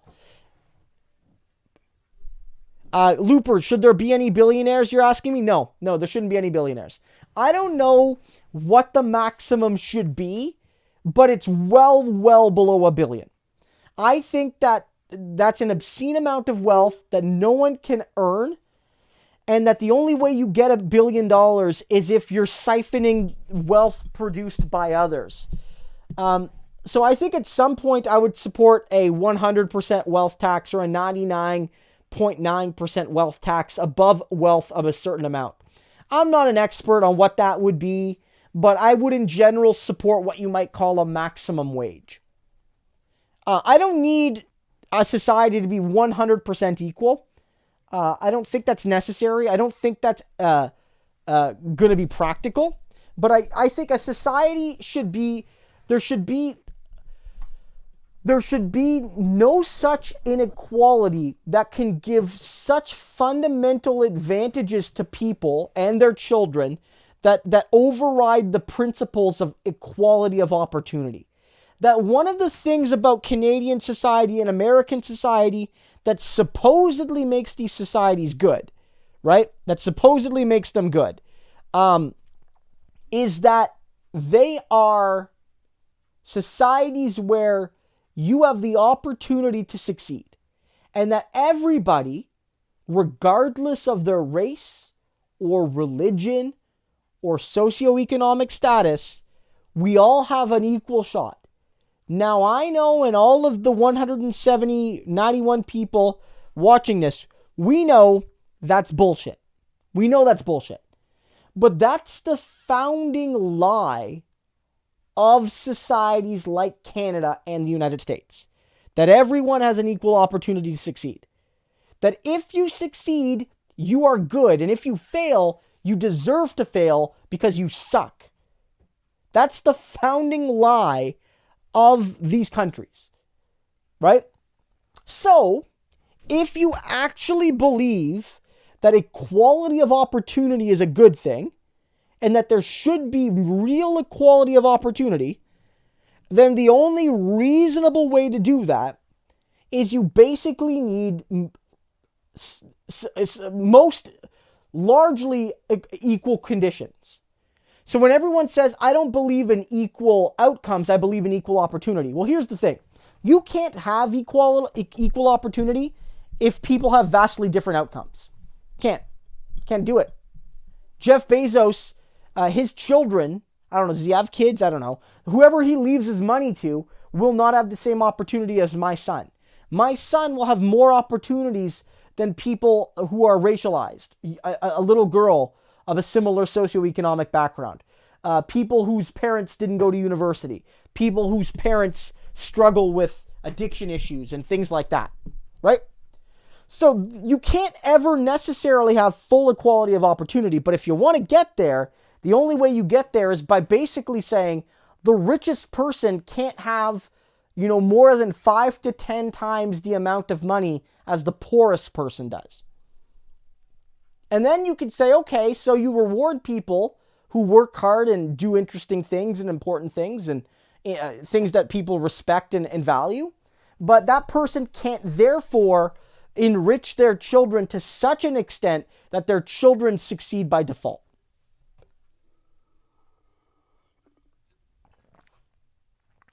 Yep. I mean, if for people talking about the Queen, Canada is technically, our head of state is Queen Elizabeth II. That is our head of state. She is our head of state. In Canada, she is represented by the Governor General, who used to be from England most of the time, but now for the last 50 or so years has always been Canadian. And they are technically appointed by the Queen, but in practice, the Prime Minister picks the Governor General. Now, the Governor General generally outranks the Prime Minister in the hierarchy. But for all practical terms, Canada's leader is the Prime Minister. Our head of state is the Queen, and the Queen's representative is the Governor General. In England, there isn't a Governor General because the Queen is there, right? Like, there's a Governor General in all of the former colonies. Like, there's a Governor General in all the other countries that have the Queen as the head of state. He built it. He built business terminals, I believe. He made his money because back in the day, in the 70s or 80s, like in the rudimentary days of internet and all these sorts of things, he basically created like the first modern stock terminal before computers could really do that. And these Bloomberg terminals became very, very lucrative business because rich people bought them and big corporations bought them. And they were very, very expensive, and he made a ton of money off of them. And it was like the proprietary technology was big. So that's how Bloomberg made his money. He's basically a tech billionaire. Like he's a tech billionaire in like a lot of the modern ones are, but like from an earlier era.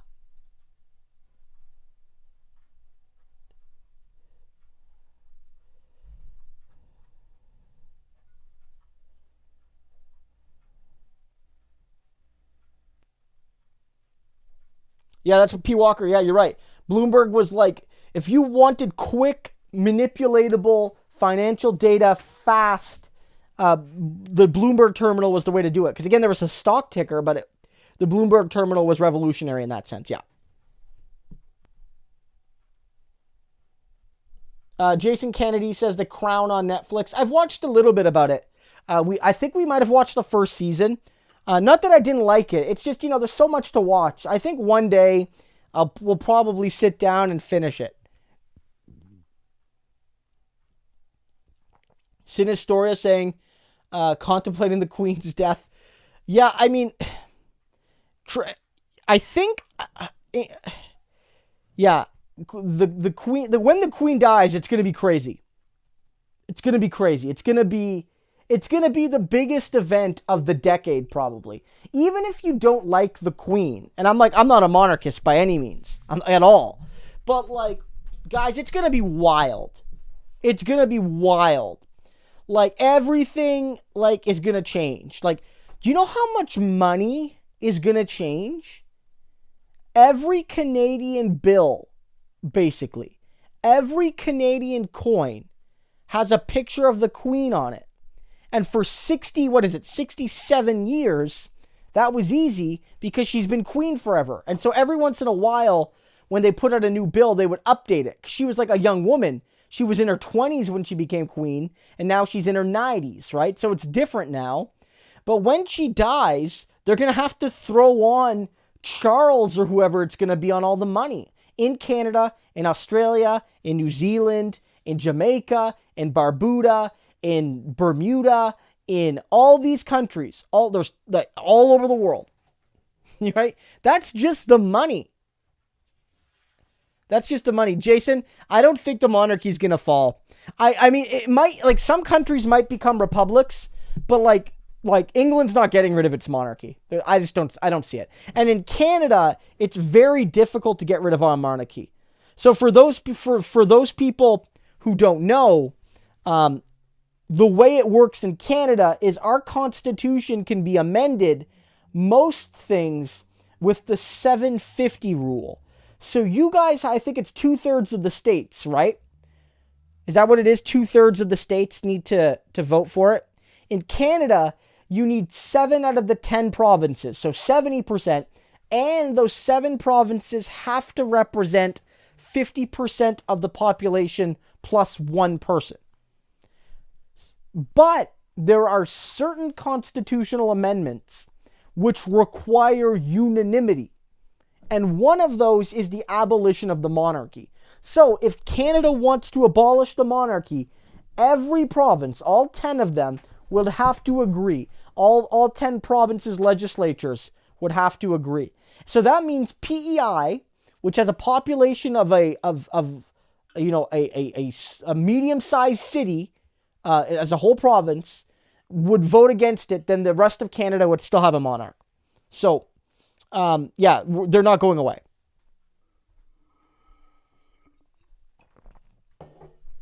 On side 7, did you happen to see that piece about racism in Kingston? When was this published on side? I mean, I being in Kingston, I've read a lot about racism in Kingston and things like that. But if you could let me know, like, maybe who it's by, what source it's in, I could let you know. I haven't read something in the last couple days, so if it's new, I might have missed it. Everything's crazy right now. Yeah, Alexander, a lot of people saying it's 2/3. Yeah, but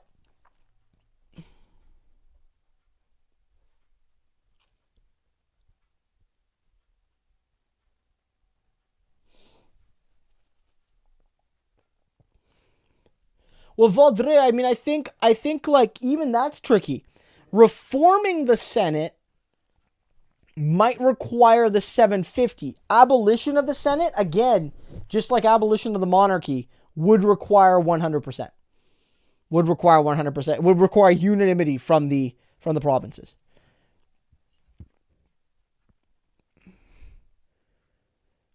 Sinistoria says, what if Prince Andrew becomes king? I bet we'd abolish the monarchy real quick. I mean, yeah, that's a good point.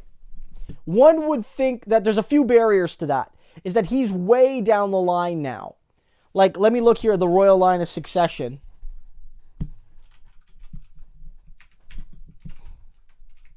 We're going royalist right now. Royal succession to the British throne, which is the Canadian throne, essentially. So currently, Queen Elizabeth is the queen. Prince Andrew is 8th in line to the throne. So what would need to happen is Charles would have to die. Then Prince William would have to die. William and Harry. Then each of his 3 children would have to die. Then Prince Harry, who I know isn't super involved with the monarchy. Harry and Meghan have basically like left the day-to-day royal family, but he still has his line of succession, would have to die. And then his child, Archie, would have to die. Now, that doesn't include the fact that if William or Harry have any more kids, then he would become king. Then Andrew would move one spot down.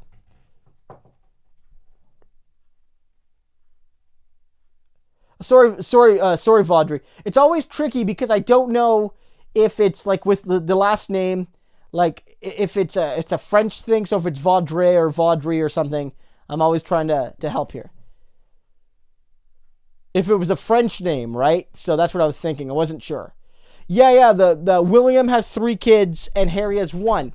And so the way it works in the British side is that it goes to the oldest child. Used to be the oldest male. It goes to the oldest child of the monarch, and then any of their children, and then it goes to any of those people's children. So the brother of the queen is very, very unlikely to sit on the throne, or sorry, the son of the queen is very unlikely to sit on the throne because he's the second son. And so the tree spreads out very interestingly. I mean, if Charles, again, he would have been second in the line to the throne, 30, 40 years ago before Prince William was born.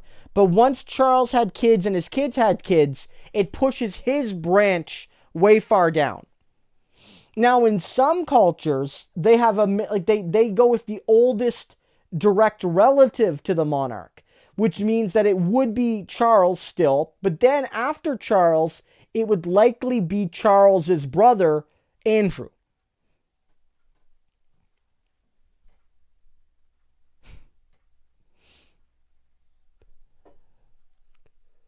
I mean, Grant makes an interesting point. Grant, I always thought this was interesting. I'm not a monarch. I'm not a monarchist.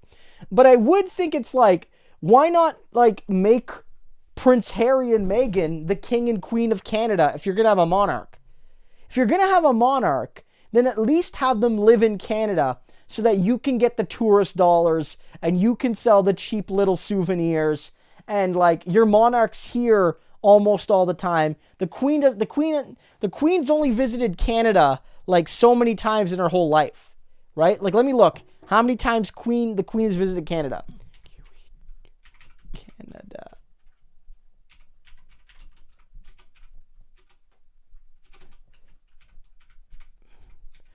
Okay, so the queen, royal tours of the Canadian family, the queen herself has visited 20 times to Canada. Now, that's not too bad, actually. That's actually more than I would have expected. You know what I mean? But that's from 1951 to 2000, right? So basically, she would come every couple years. Now, that's actually not too bad. I'm actually kind of surprised. Nonetheless, like, that's still, she's only here a couple weeks every couple years. And she comes a lot less now. So imagine if your king or queen lived in Canada, you could get the tourist dollars.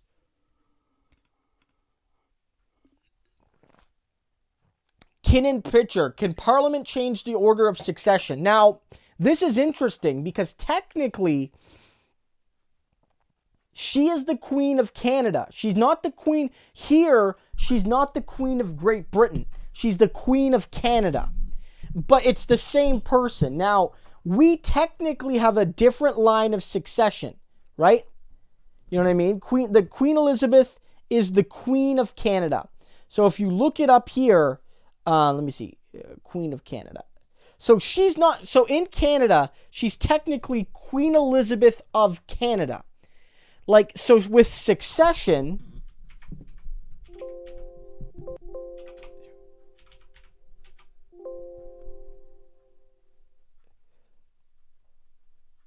okay, so what happened here, and this is actually a thing here. Okay, so let me see if I can find it here.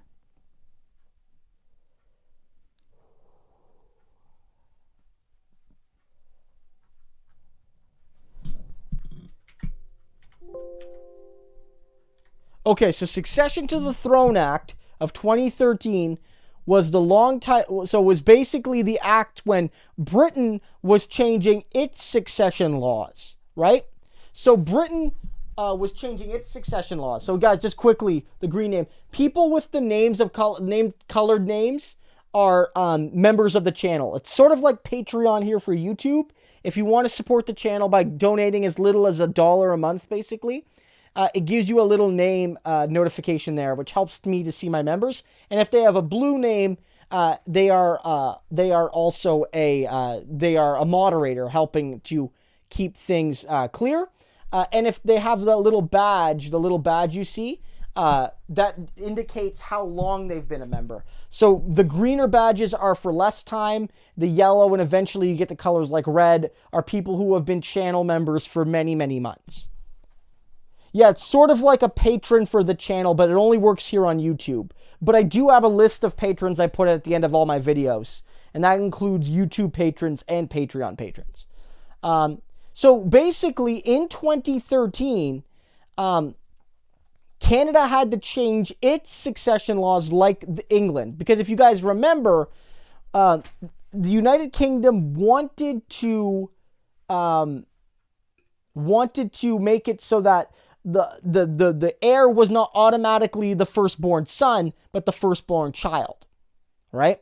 And so what happened after that then was that Canada had to change its rules. Now, if we didn't, what could have happened is if Prince Charles, if William had a little girl first, then she would have been heir in England, but in Canada, it would have been his firstborn son, because we would not have recognized the gender neutral thing.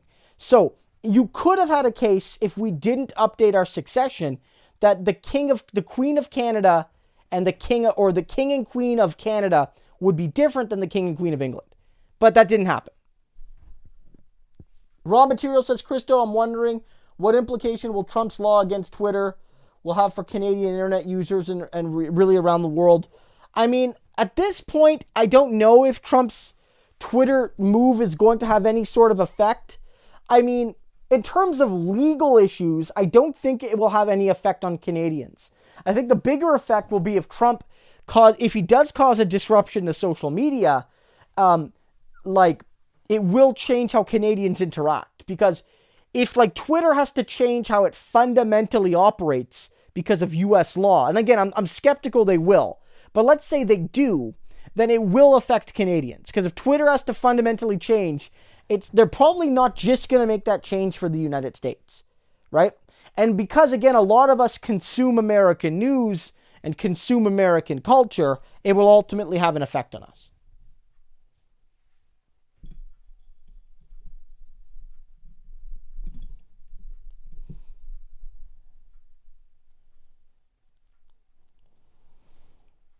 Craig says, "Are you familiar with the term inverted totalitarian?" No, see, I'm not sure. but I just kind of quickly Googled it, Craig, and somebody, there are some things here. So and it says here to make a difference between, say, proper totalitarianism, like you might have seen from Stalin, or Hitler or Mussolini, and then making it more like this. So Chris Hedges does talk about it, and so just a note here, what Craig is talking about is that if you do see a fascism or totalitarianism come to the United States, it will look different, most likely, than what you saw in the 1930s in Europe. It's just like, that's not what it's going to be like. And so, yeah, Sheldon Wolin's one of the people noted here. It says,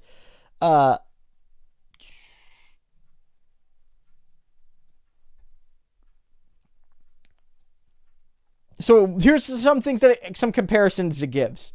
Again, let me know if this is something that interests you guys. We're going to talk. Here's just some things that it gives here as differences.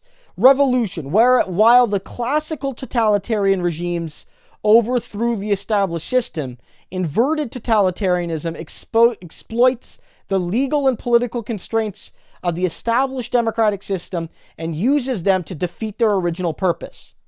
Guys, that sounds a lot like the United States, doesn't it? Do you guys see that? Do you guys get what I said there? You're not, like, the totalitarianism in the United States will not likely come with people ripping up the Constitution and jackbooted thugs coming up to bomb the parliament buildings or the Capitol. That's likely not how it's going to happen. Right? Raw Material says, history does not repeat, but it sure rhymes. Yeah. So, like, what you're saying is you're not, like, so that's like, that sounds like that happens in the United States. And again, like, I'm not like, I'm not like a Democratic partisan, but the Republicans sure do that a lot. A lot of people are saying, Wesley says, certainly sounds familiar. So that's one. To a certain degree, but don't forget that Hitler's seizing of power was also based off direct riots. Hitler did try to seize power in a coup. He also rounded people up after. It's different, right? It's a different approach, I think. Although you're right that there is a little bit of that with Hitler. Although it should be said that Hitler got power and then quickly basically destroyed all democracy. Whereas I think if a Republican Party was to turn into a fascist party, it would take much longer than Hitler did. The government says here, whereas the classical totalitarian government was an ordered, idealized, coordinated whole, inverted totalitarianism is a managed democracy which applies managerial skills to basic politics and institutions. Again, that sounds more like the United States. You're not likely to see the total dissolution of democracy, like all voting be gone or things like that. But that democracy will become in service of the totalitarian system as a tool to stabilize and legitimize it, rather than, just the abolition of voting or things like that. It says propaganda and dissent. Although propaganda plays an essential role in both the United States and Nazi Germany, the role it plays in the States is inverted. That is, American propaganda is only in part a state-centered phenomenon. Whereas the production of propaganda was crudely centralized in Nazi Germany, in the United States it is left to highly concentrated media corporations, thus maintaining the illusion of a free press. According to this model, dissent is allowed, though the corporate media serves as a filter, allowing most people with a limited time available to keep themselves apprised of current events to hear only a few points of view that the corporate media deems serious. Okay, so you get that part too, right, guys? You see that part? In the United States, you don't have a ministry of propaganda that exists in an explicit role to manage what is said and what isn't said directly from the federal government. That doesn't exist. And it likely never will. But because media power is concentrated, because, corporations and the governments can be very, very close, you can effectively, build a censored media without having to censor in the way people traditionally understand it. Right? So I don't know if all of this is sounding familiar to you guys. So for those who are maybe just jumping in, because we are getting some new people, Craig Adolph, one of the channel viewers, basically said, hey, like, we were talking about if fascism comes to the United States, what is it going to look like? And it's definitely going to look like, it's not going to be like Nazi Germany or what have you. It's going to be, it's going to maintain the imagery of the United States. And so, democracy will still exist in some ways, but it'll be meaningless. And so it notes here, democracy finally, whereas the classical totalitarian, well, not just finally, there's some few more things here we can go over. Whereas the classical totalitarian regimes overthrow weak democracy/regimes, inverted totalitarianism has developed from a strong democracy. America, again, whether or not it was ever good, America was a democratic society, right? Like there were democratic ethoses there. And so inverted totalitarianism reverses things. It is all of politics all the time. And so what it's still going to be is it will still be like, it'll be seen as democracy.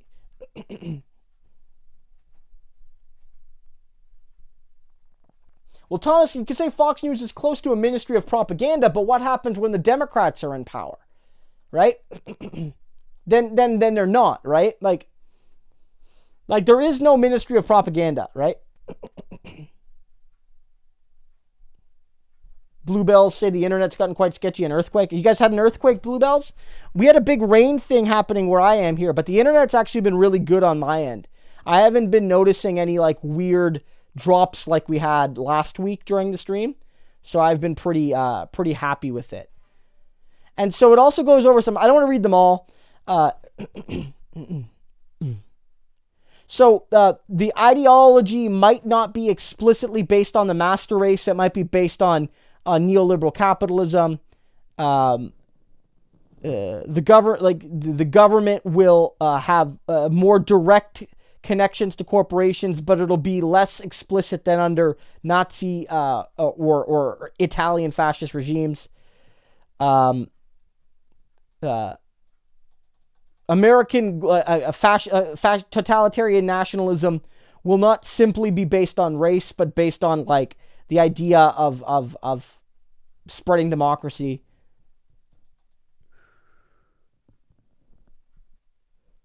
Political apathy is the tool of control under this system. That's not the case under totalitarian regime. The population is mobilized in those countries. The population is to be mobilized as part of like the master race or what have you, and be engaged and come to rallies and all this and all that. In the United States, if it ever becomes fascist, it will rely on people being apathetic and just tuning out for the most part. That's what we're talking about here, right? This isn't to say that, this is going to happen 100%. But if you want to take a look here, this is a Wikipedia article that gives a good rundown of what totalitarianism might look in a currently democratic, like in a society like Canada or the USA. I'm just going to grab some water. I'll be right back.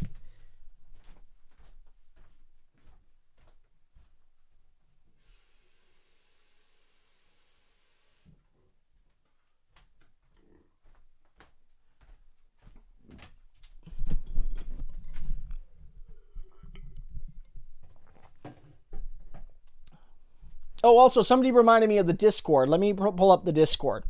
If people want to join the Discord, which is a great place, to talk about the videos, to talk about what's happening in the world, just meet some of the other people that watch the channel. You can check it out here on Discord.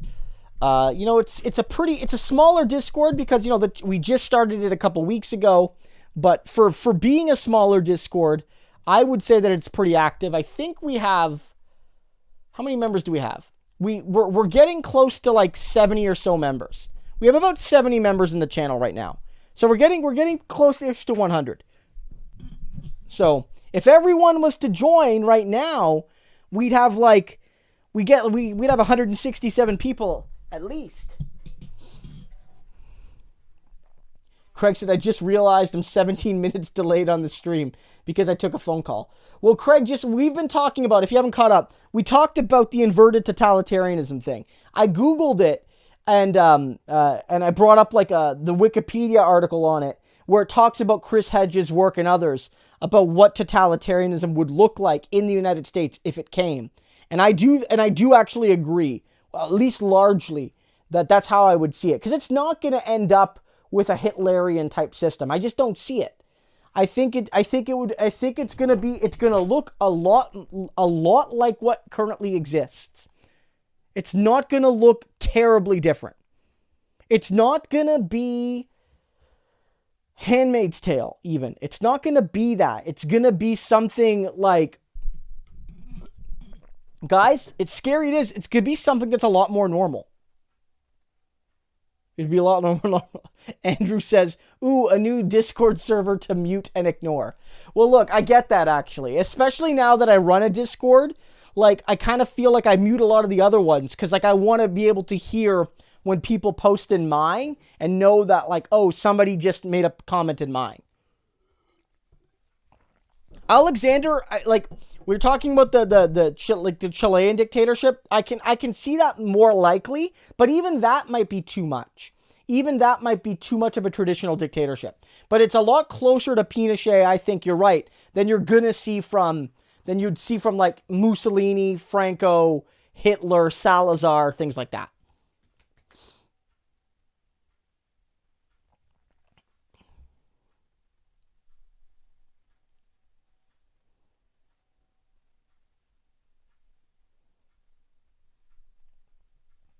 Yeah, Alexander, I think you're right. I think like neoliberalism, Christian fundamentalism to some degree.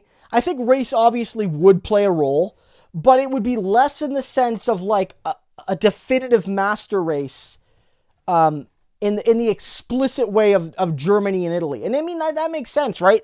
And I'm not to say that like those were unified race peoples, but like you could at least say like people in Italy were all Italian, and that's not true, right? Or people in Germany were all German. But like the United States, Canada, these societies are expressly multi-ethnic, even just among the white populations. There's people from all over, There's Greeks, there's Italians, there's Poles, French, English, Scottish, Irish, Welsh. Like there's all sorts of different ethnicities. You can't build the same kind of like mythology as you could in like Italy or Spain or Germany in the 1930s that you can that now.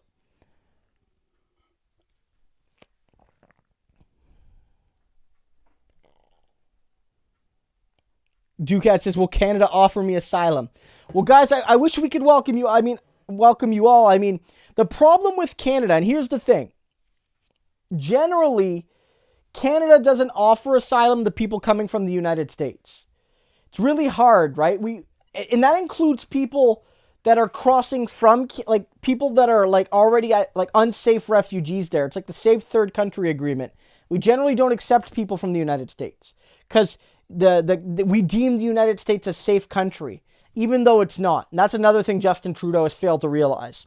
That say for people that are undocumented in the United States, they're not safe with Donald Trump as president. I mean, were they really safe with Obama?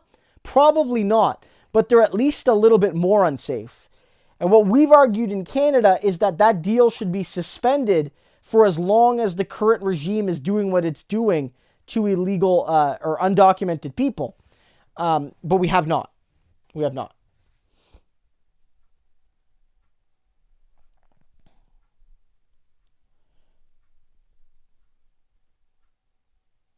Well, yeah, I mean, the concept, like P. Walker notes, the conception of whiteness is not historically consistent. Definitions of who is white and who is not white have changed over time.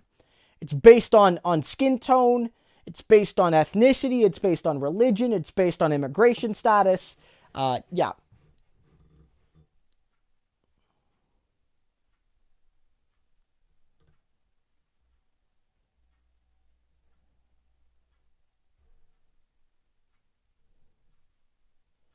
Corey Foster says Quebec MP Francois Legault says systemic racism in Canada. Quebec doesn't exist. Your thoughts? Just to be clear, Legault's not just an MP there, and he's the premier of Quebec, basically the governor of Quebec, the head of l'Assemblée nationale, the provincial body there, and he's wrong, and he's lying. And Doug Ford said the same thing, although Doug Ford walked it back, the Ontario premier. Canada is, like the United States, fundamentally founded on racism and genocide. Now, with your system, slavery played a more foundational role. In Canada, we have a history of slavery. We do. But most of that history, pretty much all of it, happened in the pre-Confederation period. Happened at the time where Canada was still a colony to Britain, or going back early enough to France. And we didn't really have a history of slavery to the same systematic degree. Not because we were better people, but because the economics of our agricultural industries did not lend itself to slave-based labor. We didn't have cotton and things like that in Canada, and other farms that benefit from large workforces. So the Canadian system was almost always based on like the small farmer mentality. But the reality is that Canada and the United States, founded at their core, the system, right? Systematic. When you think the system of how our society was built and perpetuated would not exist if we did not murder Indigenous people and steal their land. Canada is based on theft. So is the United States. Maybe even more than, like, you can say, well, any country's based on war and conquest, but most of the Indigenous people that they didn't enter into formal treaties. We just took their land without formal declarations of war. We've signed treaties with Indigenous people and broken the terms of them, which is basically we've stolen from peoples. Canada could not exist without looting. And so that's another thing to note. People say, well, there's looting. The United States was one of the biggest lootings in world history. So was Canada. We looted together. Canada and the United States looted a continent. Right? Like literally looted and raped and pillaged a continent. You know? Maria asks, do you know if New Zealand has 0 cases of COVID? And if so, what could be the reason? Well, Maria, again, to my knowledge, it seems like they know where all their cases are, at least a couple weeks ago. And I don't know if they've had any new ones. In any case, they have an awareness of all the cases they do have. And if there are cases around, there's none of them serious enough that anyone's had to be tested and actually gone into hospital or whatever for it. So in a functional sense, it looks like COVID-19 has largely been controlled in New Zealand. Now, why that's the case could be a bunch of different reasons. One, they were on it quick in New Zealand. They were very quick. They did a lot of testing very quickly. They have a very competent Labour government there. Jacinda Ardern is one of the best world leaders right now. Two, they are kind of isolated. They get global travel, but they're not linked to other countries. It's not like Europe where, there's millions of people that can travel by foot or by train or by car in and out of your country. And so I think like those factors played a big role. New Zealand was a bit lucky with timing. They were good with their testing, and their leadership was strong. The people listened, and they basically defeated COVID in New Zealand. Brandon C. says they have 1 active case left. Now, again, to be clear, it doesn't necessarily mean that there's no COVID around. People might still be getting it, and not everyone who gets it actually even gets sick. So if you get it and you never get sick, and anybody you pass it on to never gets sick, and you're just really lucky, then technically it could still be going around. But it's not, we don't know. So it would be irresponsible to say they have 0 cases because we don't know. But they have 1 active case that they know of, and there's not obviously any wide community spread because eventually somebody would start getting sick. Because like older people, people with immune deficiency issues wouldn't just get it and not know. They would know. They would know. They would end up in hospital, or they would end up having to go to the doctor at the least. Well, a lot of South and Southeast Asian Southeast Asian countries are doing a really good job. A lot of testing. The people in those countries, as a cultural thing, whenever they're sick, wear masks. In those countries, some of them, they have a higher tolerance for what Canadians and Americans might see as invasions of privacy, like those heat mapping things everywhere. In some of those countries, they basically, if you traveled, they put you in a hotel and made you stay in the hotel until they could get cleared. These are things that in Canada we don't really do, and maybe in the US we don't really do either, but they worked. And that's why if you look at a lot of South Asian countries, they flatten their curves very quickly. Whether it's Korea, whether it's Taiwan, whether it's Vietnam, these countries flatten their curve very quickly. Very quickly. I mean, the Philippines is tricky, right? It's a, Duterte is not a great statesman, and it's a very unequal country, right? It's a very vast. I think it's a different country in many ways than Korea, Vietnam, Taiwan in their you know what I mean? And I think it shows, because I mean, there are certain things, like a lot of people will say, well, New York got hit the hardest because of its density. And I'm sure that played a role, but South Korea, Vietnam, Taiwan, these are incredibly dense countries. So many people live in such a small space in those countries. And so if density was the only thing, then they would have gotten hit. They would have got rocked. And they didn't, because they got on it early. They got on it really early. Right? They got on it early. And Canada, we did a better job than the US for the most part. But we didn't get on it as early. And then we didn't tell people we didn't enforce the quarantine as strictly. We didn't enforce the closures as much. And maybe Canadians wouldn't have tolerated that. I don't know. Maybe Canadians would have thought that was an overreach by the federal and provincial governments. But simple as that.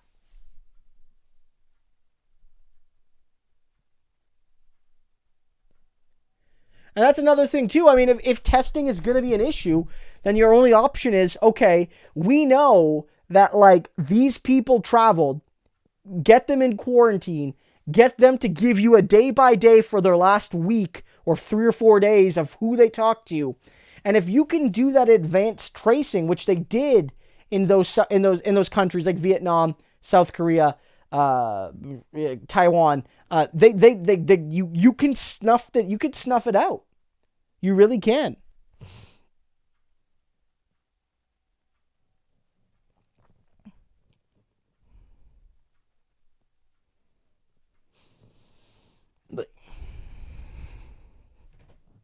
Yeah, India was very, I don't know what's happening in India, because they don't have the health and social infrastructure that some of these other countries have. And they have a lot of density. I don't know how that happened. They're very lucky, because there's 1 billion people in India.